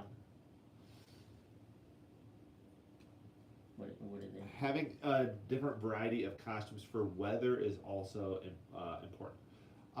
Yeah, for the most part, usually. I mean, it all depends on where you're going to. I will see working the Ren Fair circuit. Yeah, you kind of do want to have stuff that is appropriate for warm weather, but also cold weather, depending on which part of the country that you're going to be in, and also have rain gear. Weatherproofed something. Because Michigan, it's not uncommon for the last weekend or two. It's snowed on us before. So you have to have something. Summertime, you're in 90 plus degree weather in the sun, and then now it's late October, it might be 30. I actually just ran into a similar-ish situation just the other day. I got booked for a tree lighting in Auburn Hills, and it was like 15 degrees, and like at that temperature, I'm like, look, I don't really have options for costumes. Like, I can see what I can do. Like, I can get a big ugly Christmas sweater and put it over like my cold clothes. But there's only so much I can do at that level of weather. I would There's also be only so worried much you can about do. just like being cold and not being able to juggle as well. Yeah. do whatever. Well, I'm just be like, I'm Well- freezing my hands. I don't know what to do with my hands. I have a lot of like winter activities that I like doing, so like Yeah. warm clothes are not a problem. I actually was like miserably hot and I had to go take off a bunch of like layers because I had overdressed. So like the temperature wasn't the problem. The problem just is, hey, winter clothes don't look good. Like Yeah, it doesn't look there's showy. only so many ways you can make a giant winter jacket look fun. Yeah. Let's see what else we got going on. Layers, layers, layers. You never know if you'll see snow or a literal tornado flood on Final Feast. Yeah, that's true. Honestly, I don't think we've ever. I think there was only one year we ever had a tornado touchdown at the Michigan Renaissance Festival. That was only a couple of years back, right? Yeah, there was only one time we've ever had a tornado touchdown. But we have had it flooded a lot. Alright, let's maybe try another question. This one's kind of similar to the other one. It says, have you always wanted to be a performer, or were you on track for something else before this became your living? No, like I said, it was kind of a hey, you're good at this, you should do this kind of situation. I was just doing it because I thought it was fun. Before that, I thought I was going to get into like skilled trades and be just like Yeah, construction your kind of dad stuff. was. Yeah, he was a handyman and would do stuff and Yeah. taught my sister and I how to do all that stuff. And Yeah. so that's what I thought it was going towards, of like drywall, like electrical, something like that. I mean, you're a little bit different too. Not everybody kind of settles into something like this, like you have. Because me, I'll be honest, like I bounced around from a lot of things. I thought I was going to be doing like music. Yeah. Like I really wanted to be like a musician.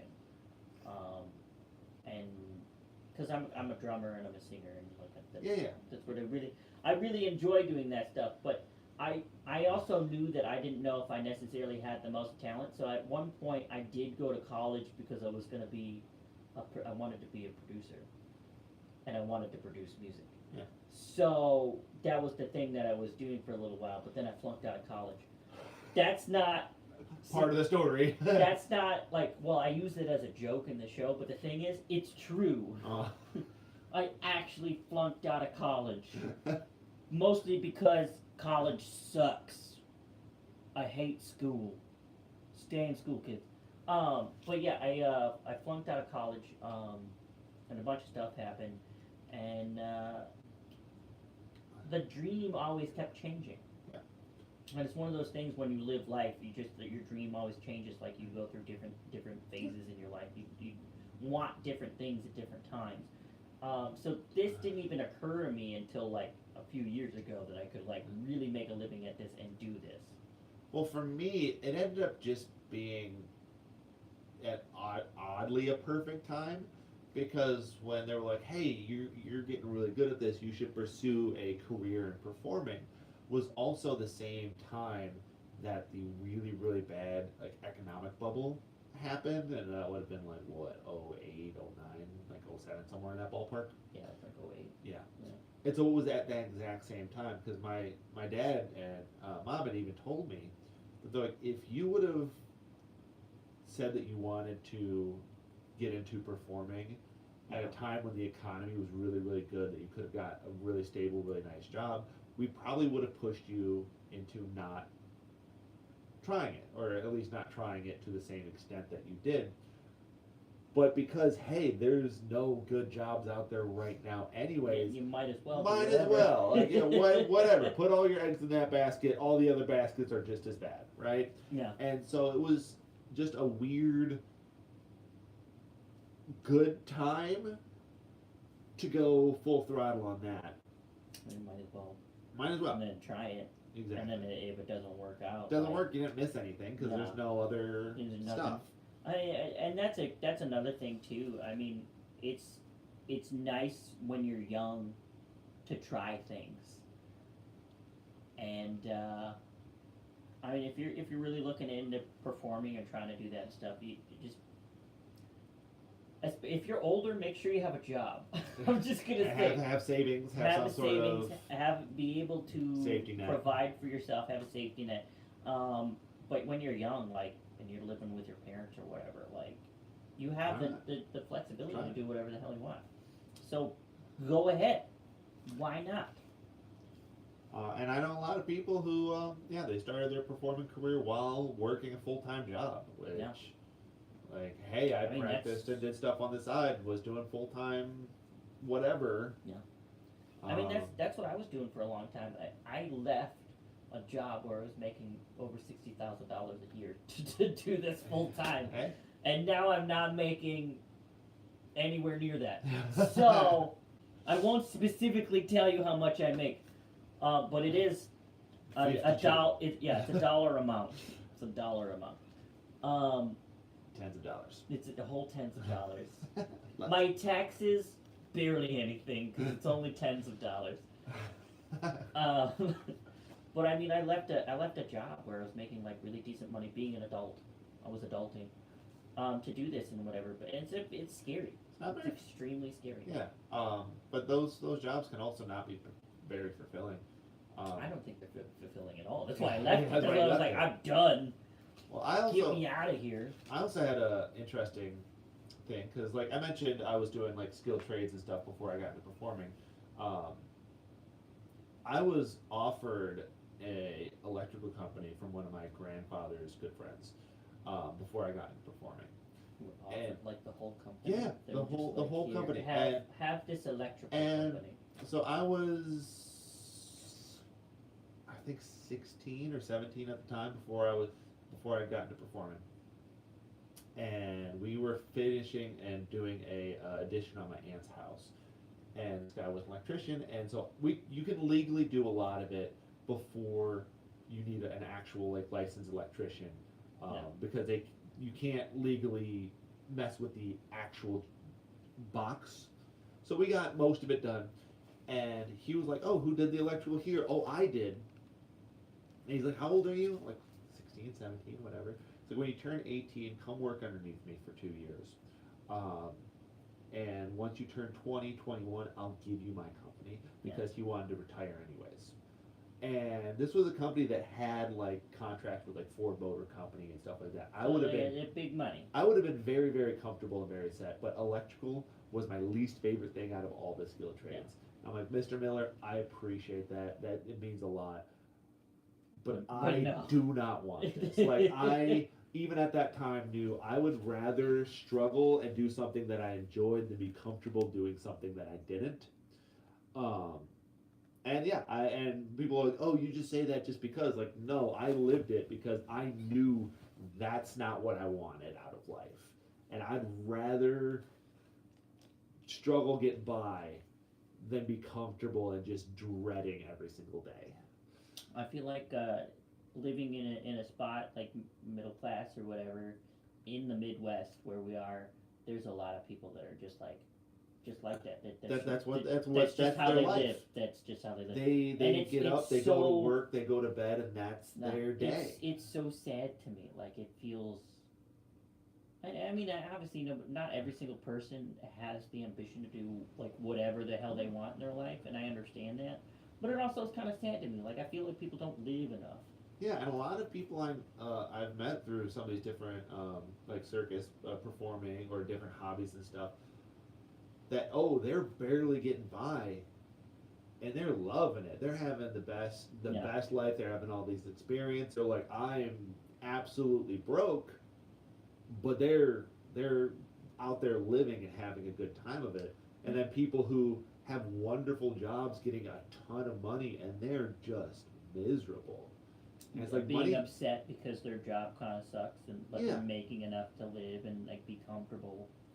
And it's a weird thing. I mean I went through that too. Like I was making enough because I was single, living on my own, owned my own house, like had all that stuff, and I had enough money to be super comfortable because I didn't have kids. I didn't have anything to pay for, so I had a bunch of money to do whatever the hell I wanted with. Yeah. But I wasn't happy. But you didn't have any time to do anything, and you weren't doing anything fulfilling because you're working for somebody else. Exactly. So I was also working 50, 60 hours a week. Yeah, you can't do anything. No. And yeah, some of the people that I met, like I've really gotten to rock climbing in the last like year and a half. And some of the people that I met there, they're living out of their van. They're like, yeah, I made like $100 this month. Like friends are having to like Venmo me so I can eat. Yeah. And they're having the best time. They're every single day. They're just chipper. Like I'm so happy to be here. It did not matter, and they're living life. And it's like, yeah, money does not equal happiness at the end of the day. I will say though, like, you know, working in the industry that we work in and everything, especially if you're like a full-time performer and this is what you do, there will be some definite like real high highs and some real low lows. Like there's performer rich, performer poor. Yeah, there's gonna be ups and downs, and they're not gonna be always predictable. But being like, if you're interested in it, be realistic about what's going on, because just like I said, don't expect it all to be great. Sometimes it's hard. Sometimes it is, like, I warn people when they're trying to get into performing, I'm like, it's way more work than you think it'll be. Yeah. Working for yourself, doing these gigs, way more work than you think it'll be. It's fulfilling. It's, if you have the constitution for it, it's fantastic. But I know a lot of people are like, oh, I want to do it because it's fun and it's easy. It's like, whoa, whoa, whoa. It's fun. It seems easy from the outside. You know? Yeah, you don't see the effort and the work that gets put in. It's I mean, not easy. That's the best performers, because you don't see all of that stuff. Because it's like, they keep it separate. Like, you don't have to see all that. To be super successful at the thing. God, it's.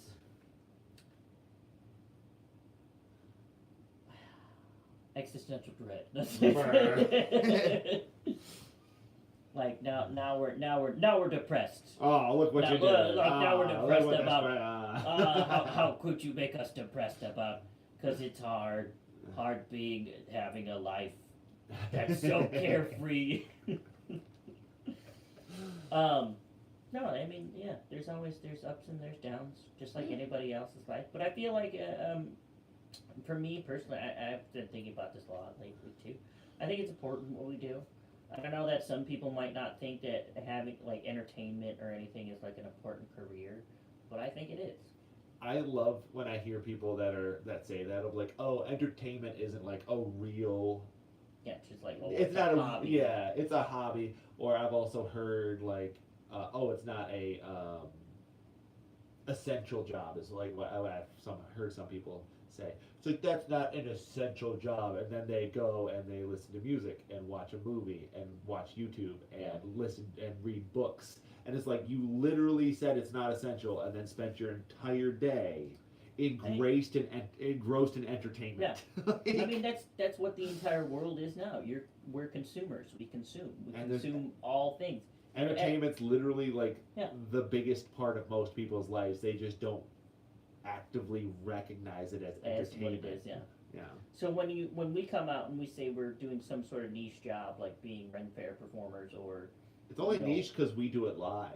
Yeah. Yeah. Well, I guess for some of you this isn't going to be live, but this is going to be at some point in the future on some app. Yeah, but like, yeah, compared to somebody who makes YouTube videos and gets millions of views, they're still just talking to an audience, but they're just doing it through a camera, compared to what we tend to do. It's more live. There's been like 3 people watching this live stream like the whole time, and they've been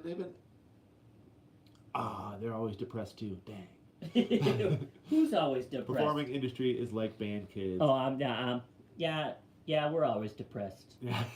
Let's be honest. You have to be a depressed individual to be a performer. It is really sad how many very, very influential performers and that struggle with it or do end up.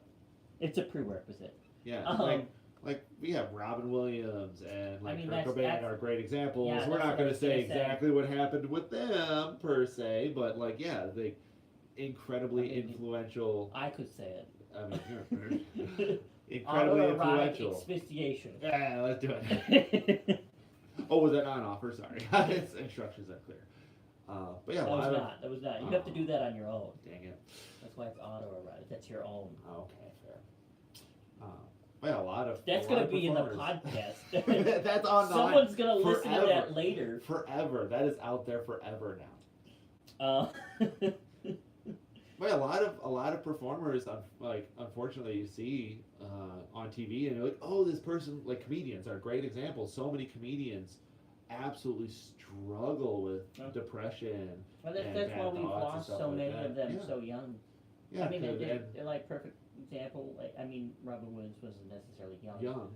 But we lost Robin Williams. We lost Chris Farley. I was just gonna say like Chris some Farley. of the most influential comedians have Yeah, passed away yeah, because there's a lot of high highs and there's low lows. yeah. Like Mitch Hedberg was another one. I love Mitch Hedberg, and yeah, same thing. Struggled with I mean, insecurity and stage fright and Yeah. all those things so much that and it's hard. Like you go out there and you bare your soul all the time, and honestly, like I say it in my show all the time. It's like the energy that you feed me is what I feed off of. Like it's not. So- It's a real thing. So a little bit of a tangent here, but Mitch Hedberg was one of my favorite stand-up comedians, and talking about like the energy that you give back and stuff like that, like presenting in that way. There was a Comedy Central special of his back in the day, Yeah. and if you watch the special, he is just sitting on the edge of the stage, just wearing his big, giant, thick sunglasses, and he wore those because he had such bad stage fright that he would perform with his eyes closed because he didn't want to look at the audience. It was that bad. But in this special, he is sitting on the edge of the stage, just kind of hand over his eyes, just face down, just talking into the microphone. And it is one of the highest rated Comedy Central specials that they did. And he thought he was bombing. The reason he sat down and just started talking into the microphone is because he was getting such little feedback that he thought he was bombing. He was going through a depressive state because he's like, oh, I'm doing this special. I am doing so badly. I'm just going to sit down, cover my eyes, and just read through my jokes. And it's one of their highest rated specials. And he thought he was absolutely terrible.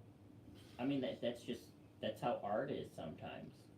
I've done shows like that where I've gotten off stage. I'm like, that was terrible, and then everybody's coming up to me going, that was great. That was one of the best things we've ever seen. Like, thank you so much. And I'm like, were we at the same show?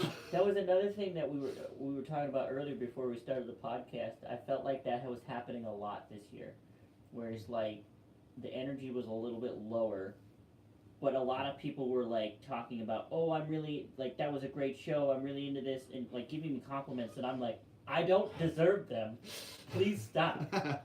I suck. I'm terrible. Please don't. Yeah, but you can't necessarily say that. You have to be like, yeah, it was, yeah. Yeah. But all you really want to say is, that was awful. Stop. Sometimes that's just how it is. Like, yeah, you definitely sometimes have a different, view of it. Yeah. Because you've seen And hundreds or thousands of your shows, and they've seen one, so Experience, they're the bad show that they've seen. Again, for them, it could be fantastic. Yeah.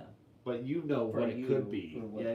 the- It's that old thing of the performer is It's- always their harshest critic. Yeah, we talk about that all the time. It's like it's hard for us to gauge sometimes, and we're the ones that are hardest on ourselves because we're so close to it. Yeah. And it's hard. That's why it's also if you're going to become a performer, I always recommend having friends that are open and honest with you, like as much as possible. It's hard having people that are yes men around you all the time, because when you go out and you do a thing, and then you go, how was that? They go, oh, it was great, and you're like, wonderful, and you're sitting inside thinking, that was awful. I hated that. Give me some real feedback here. Yeah. Like, what can I change to make it better? You know. But then there's also the caveat that it could have actually been good. You're just thinking about it in the bad way. And the negative. You're focusing on the negative and not the positive. Yeah. And I think if you are asking for advice, this is something that I think is good. Um, get advice from performers and non-performers because they're going to have different opinions. Yeah. Because what might be really bad and dated and like hokey for a performer because they've seen it, they're in it, they're jaded, realistically. Oh, yeah. Well, coming from us. Oh, we're very jaded. Both We've of been around us this are. a long We talk time. about this all the time. Both me and him are some of the most jaded people you'll ever meet. It's just, I mean, it's just how we are. But no, I agree. I totally agree with that. It's because like from our perspective, it is so different than somebody that's just going and like appreciating things. Because like, I think certain things are stupid. Yeah. There's a bunch just- of jokes that I say that I'm like, I hate this joke, but people love it. You know, Yeah, it's exactly. and then, you know, we talked a little bit about it earlier. It's not about us. It's Exactly. not what I That's another like. thing that it annoys me sometimes when I get critiqued on certain jokes that I might use that are like very popular or like mainstream, and like then there's like people that come in and go, I hate that joke. Yeah, but did you hear the audience laughing? That's the thing though. They enjoyed the joke. You're just being a hipster about it. somebody mentioned that their first performance they like deleted all like the videos and photos and stuff that they had of it, and I get so embarrassed watching my own shows back. I don't know why, but I'm watching them back just going, God, I hate all of this. I'm so bad. Why do people like this? And I don't know why. I get so embarrassed watching my own show back. Like, I don't get that as much. I don't know why I do. I know it's good. It's not that it's bad. I I'm just more, yeah. I I think get I'm more embarrassed hard about on it. I don't know myself when I have less energy. Yeah. Because like, there's definitely times when I don't have energy, and if I watch it back and I watch that video, I can tell. Yeah. I can tell when I'm like, Oh, I'm just not there. I've had a couple gigs where like another part of the industry that people don't talk about. Hey, you're your own performer. What if you get sick? Great, you have a show in 20 minutes. Go do it. You still have to do it. Yeah. Definitely. There's a dedication there. There's a level of like, hey, you sometimes you don't get sick days anymore. So I've had it before to where I'm before the show and it's like, okay, like an hour before the show, like, okay, I need to load in and check in and do the show in like an hour, and I'm just pale in the car, nauseous, and I'm like, okay, here we go. Get there. As soon as I get there, open the door, chunks, drink a bunch of Dayquil, go inside, find the first bathroom, wash my face up really good, and walk up to, hi, I'm the juggler for the evening. And then as soon as I'm done, just like back in the car and immediately slump down, just like, oh, I feel so bad right now. Yeah. Doing a show with 103 fever and like puking before and after is just part of it sometimes now. Yeah. Like you can't. Yeah. It's hard to. I had a video. I thought about that because I have a video where I could tell like, oh, this was the one where I was sick. Yeah. It wasn't like it wasn't that one. I wasn't that bad, but it was like, oh, I was sick this show. So speaking of that too, they're related. My friends, I just saw my friends the Courting Jesters just posted something on their Facebook. And oh, of them in the nice summer heat, those jerks. Well, no, they put a sentiment on there, and it's really nice. But basically, it was talking about the stuff that as performers we sacrifice. The fact that like, we sacrifice our free time to do the thing that we love. Because when I work at Renaissance Festival, I'm working the weekends, or I'm traveling to another state and I'm not there, so I miss birthday parties, weddings. Oh, so many. I miss my own grandparents. Family gatherings, like all that kind of stuff. I missed my own grandparents' funeral. Yeah. Like, it's just, it is what it is, and it's like, it feels really bad, and it really sucks to like admit of like, yeah, I missed my grandparents' funerals, but also like they knew the career that I had, they knew the job, and like, yeah, hey, I have to do this. I can't get out of it. Like, there is nobody to call. No. And that's another thing is like, oh, they booked you, they booked me, they booked this act. You can't call them up a day or two beforehand going, hey, I got somebody to cover it. Like, no, we hired you. We didn't hire juggler. Yeah. Right? And so, yeah, it's something you don't get days off. I know specifically me. It's not like it could be like a Renaissance show. You'd be like, I'm just sending you another show. Yeah, like that's how it works. There are some events that you can do that for sure, but like, yeah, if you are booked for your show, Yeah, and you as can't your just, character and your personality, you can't just. I think that's an important point to make, and I think they are right to put it up and put it out there that we make a lot of sacrifices that people don't even see. Yeah. Because that's not the thing that we normally talk about. No, that's. Like, I mean, it's I think not this something is the we put in first time anybody's that. faces. I think this is the first time that I've publicly told. Yeah, I missed my grandparents' funerals because I had gigs. I was out of town, and again, my whole family was like, "We wish you could have been there." It was, this is what everything was like. It was great. We would have loved you to have been there, but we understand. Yeah. Right. You're running your own business. You're doing your own things. Those are some of those sacrifices you have to do. Everybody grieves their own way, and it's not like you have to be at every single thing. But this is the sacrifice we make because we want to make the world Smile. to us, to smile, make it a better place, and that's important to us. And yeah, I mean, But at then the end that of the means- day, I love to say that. Oh, what's your job? I give people memories and get people to smile. Like, that's a cool job to have. But not always the easiest, but it's a cool job. We keep going on these long tangents. I mean, I like the tangents. I like the tangents too. They're entertaining. Yeah. Well, we got just about nine-ish minutes until we're done doing the podcast.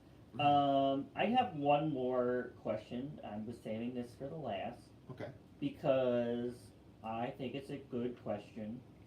It's also probably a very broad question. Oh no. Who is your biggest inspiration? You. Oh, That's okay. a lot. It's, Okay. gosh, there's so many. It's funny because even as a kid, like I mentioned, like Comedy Central specials, I used to, as a kid, right, watch Comedy Central specials, and it's like, what kind of 9 or 10-year-old is just marathoning Comedy Central specials like that? YouTube, yeah. And it's like, Before I wanted to be a musician, I wanted to be a stand-up comedian. Yeah, and was watching those as many as I could. Then once I got into juggling and circus, getting more interested in okay, what's out there, and just really, really watching a lot of different performers for different inspirations. And I think we're gonna say a couple of the same people when it comes to some of this stuff, because some magicians like the Amazing Jonathan. Yeah, one of my biggest ones. Yeah, Amazing Jonathan's great, and yeah, did you guys go to the same high school or something like that? Because he went to Macomb. No. Not Macomb. Okay, but I know he was right around he here. went someplace in Royal Oak. Royal Oak. Okay. Yeah. Because I know he was right around here. Yeah. And people like the Amazing Jonathan, like jugglers like Michael Davis. Michael Davis was a huge one, to the point that on my. He's an influence for me for his comedic timing. He's so funny. He's so funny. Yeah. And talk about a successful career. He's incredible, the stuff that he's been able to do. I would say and without Penn and Teller. Penn and Teller, to a lesser degree, but absolutely. Yeah. Well, me maybe a little bit bigger, just because I like how they present things. Yeah, and I would almost say more of a Mac King. Yeah. Mac King is another magician off of. I wonder if anybody watching this knows some of these knows names. some of these names. If you don't know these names, you should be looking them up right now. Right now. Turn off the live stream. Look them up. Come back right now. Penn and Teller. You should know that one. That was a Michael Davis. juggler, Mac King. magician, The Amazing Jonathan. also a magician. So these are some bigger names that would be big inspirations, right? These are ones that you can look up, you can find videos on, and I feel like magicians especially are really, really good at the storytelling, the presentation, the comedy parts of it. So it's funny because I feel like even though neither of us really do magic, I feel like we've almost have influences more from them. influence from magicians than people in our own field. For like smaller, like I mean, more, that's the thing too. Like, almost like we were talking about a sideshow. I feel like sideshow is presented in such a way that I'm not doing it that way. Yeah. Because I do it more comedy based and more. Because like I don't. you're doing it more like a magician would. Like Yeah, like 'cause I don't a like variety comedy magician would. Yeah, I don't like doing it in a way where it's like, it's uncomfortable. Which I feel like a lot of sideshow stuff does it that way. They do it like in an uncomfortable manner, and I don't like that. Yeah. I'd So they're rather just trying do- to be gross. Yeah. And I'd I rather never do liked it that. in like a comedy way where it's like it's enjoyable, like you're there to have a fun experience. Somebody mentioned like Jock the Whipper and Bo Burnham. I've loved Yeah. Bo Burnham for a long time. Weird Al. I had, I think every single CD of Weird Al's until like one of his most recent ones that came out like 4 or 5 years ago. Yeah. And then after that, it's like, okay, where are you even gonna find it unless you order it? Just listen to it on Spotify. What's what other niche Yeah. niche people? Tom Mullica. Oh, I love Tom Mullica. He was my favorite Mind smoking. if I smoke? Yeah, It's smoking such a good show. comedian, magician. So Tom Mullica was a magician who, in Colon, Michigan, about 2 hours from Detroit, there is a graveyard that has more famous magicians buried in it than anywhere in the world. I think there's like 30 Colon, yeah. famous magicians. They have a magic festival there every year. You can get a tour. They go around and talk about the performers and magicians who are buried there. Tom Mullica is one of the people who are there. That's pretty cool though. I should have visited his grave just to say that I You visited. you should get a picture of you smoking a cigarette. So the joke is Tom Mullica would perform with cigarettes, and he would make the cigarettes disappear and like reappear, and like he'd do all this smoke magic. And there was other magicians that were doing stuff like that, but he did it to such an extent he that did was it to a very high insane. level. And another magician that I really like just the skill level for was I had his name and I just blanked on it. He's really famous for like card throwing, and he does this like Oriental mask act. What's his name? It'll come to me. Maybe it won't. I couldn't. But yeah, he's another one that's just incredible. You could be like a couple feet away, and he'd like just like, hey, look, nothing's in my hand. An entire deck of cards. You're like, how do you do that? Like, he teaches out in Vegas still, but his like arthritis and carpal tunnel are so bad now from years of just such high level of magic that it's just crazy. And it takes a lot of that stuff takes a toll on your body. Like we were talking about earlier, stuff takes a toll on your body. What is a Dead Magicians Festival? It is not a Dead Magicians Festival. It is a magic festival that happens because Harry Blackstone of the Blackstone family, he started Abbott's Magic out of Colon, Michigan, which was the biggest magic distributor for years and years and years. If you want a magic trick, you basically had to get something from their catalog. Then they started doing the magic convention there every year. And then because of that, magicians started getting grave and sites. now all the burial. magicians are dead. And now all of them are dead. And, We killed all the of them. ghosts come out once a year. It does sound super haunted though. Like, here's a graveyard full of magicians. You're I- just there at night. Is this your card? I did actually visit that one year. I saw you there that one year. Yeah. Yeah, I did visit that one year. The convention not as good. If you're it was a a little magician, uncomfortable. If you're a magician, it's cool. If you're not a magician, Yeah, it's kind of meh. But the one interesting thing that I did think was interesting is you could Uber an Amish carriage. Oh yeah. You can Uber an Amish or like something like Yeah. something like that. You can Uber an Amish carriage through the center of town.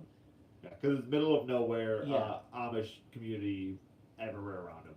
So there's literally like this like at the time I was there, it was like a teenager dressed in like Amish clothing, and he had his phone, and he would just get like a fare and then travel people through the town. That existed. But yeah, I think to kind of circle back to that question, there's too many. Like, there's so many little influences. That's why all I over the couldn't place. necessarily pick a very specific one. No. Like who's the biggest inspiration. All of those have an inspiration at a certain point. And I'll even say because of how I do my show and the fact that it's more improv and everything, a lot of my inspiration or influence comes from all of the media that I Yeah. consume. Yeah, and you might be watching like a YouTube short and like, oh, that's kind of cool. That Yeah. gives me an idea for something, and it might be something that's totally unrelated to performing. You're watching, Yeah. some like, hey, here's how it's made. Like, oh, actually, just seeing that gives me an idea for something, and sometimes it's as little as that. So yeah, getting inspirations from stuff all the time, every single day, but to be able to say who's your biggest influence, like, It's in difficult. what, yeah, I what, couldn't. like, I what couldn't. aspect are you asking about? Because now you have to get specific about, like, as for comedy, as for jokes, as for tricks, as for presentation, as for costuming, as for. Now, let's just go Like, through yeah. the list of all those. Okay, everybody, specifically. buckle back in. We got an hour and a half of just that now. It's, Yeah, we're getting to the end now. We've been talking for about 2 hours. Yep. And recording for 2 hours. And thanks for everybody who's been hanging out with us live. It means a lot, especially since first time, just kind of figuring this out. Yeah, we didn't think that anybody would actually join us doing this, and I'm glad that people did. And we had some great conversation. We had some great questions asked, but it's time for me to wrap it up. Anyway, I'm your host, Mad Finn. This over here is Chuck Clark, Detroit Juggler, Rufus the Doofus, just depends on the gig. Yeah, depends on the gig. And we'd like to thank you so much for joining us here on the Madcast episode 1.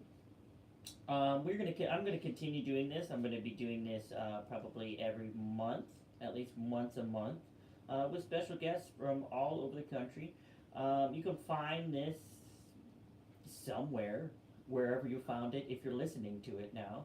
But if you'd like to support the channel, you can like and subscribe at Facebook, Instagram, YouTube. You can also go on to the website at circussideshow.com. That's 2 D's in mad. And you can go on there and go on all my links page to like and subscribe. And also, if you'd like to help support me financially, there are all the different types of apps there. You can send me $1 or $2. It would really help out. Thank you so much for coming. We hope that you have a wonderful rest of your night, and we'll see you on the next one. Thanks, guys. Bye. Thanks for having me, Finn. Thank you, Chuck. How do you stop this? Somebody said they buckled in. They're ready. Okay. All right. Stopping.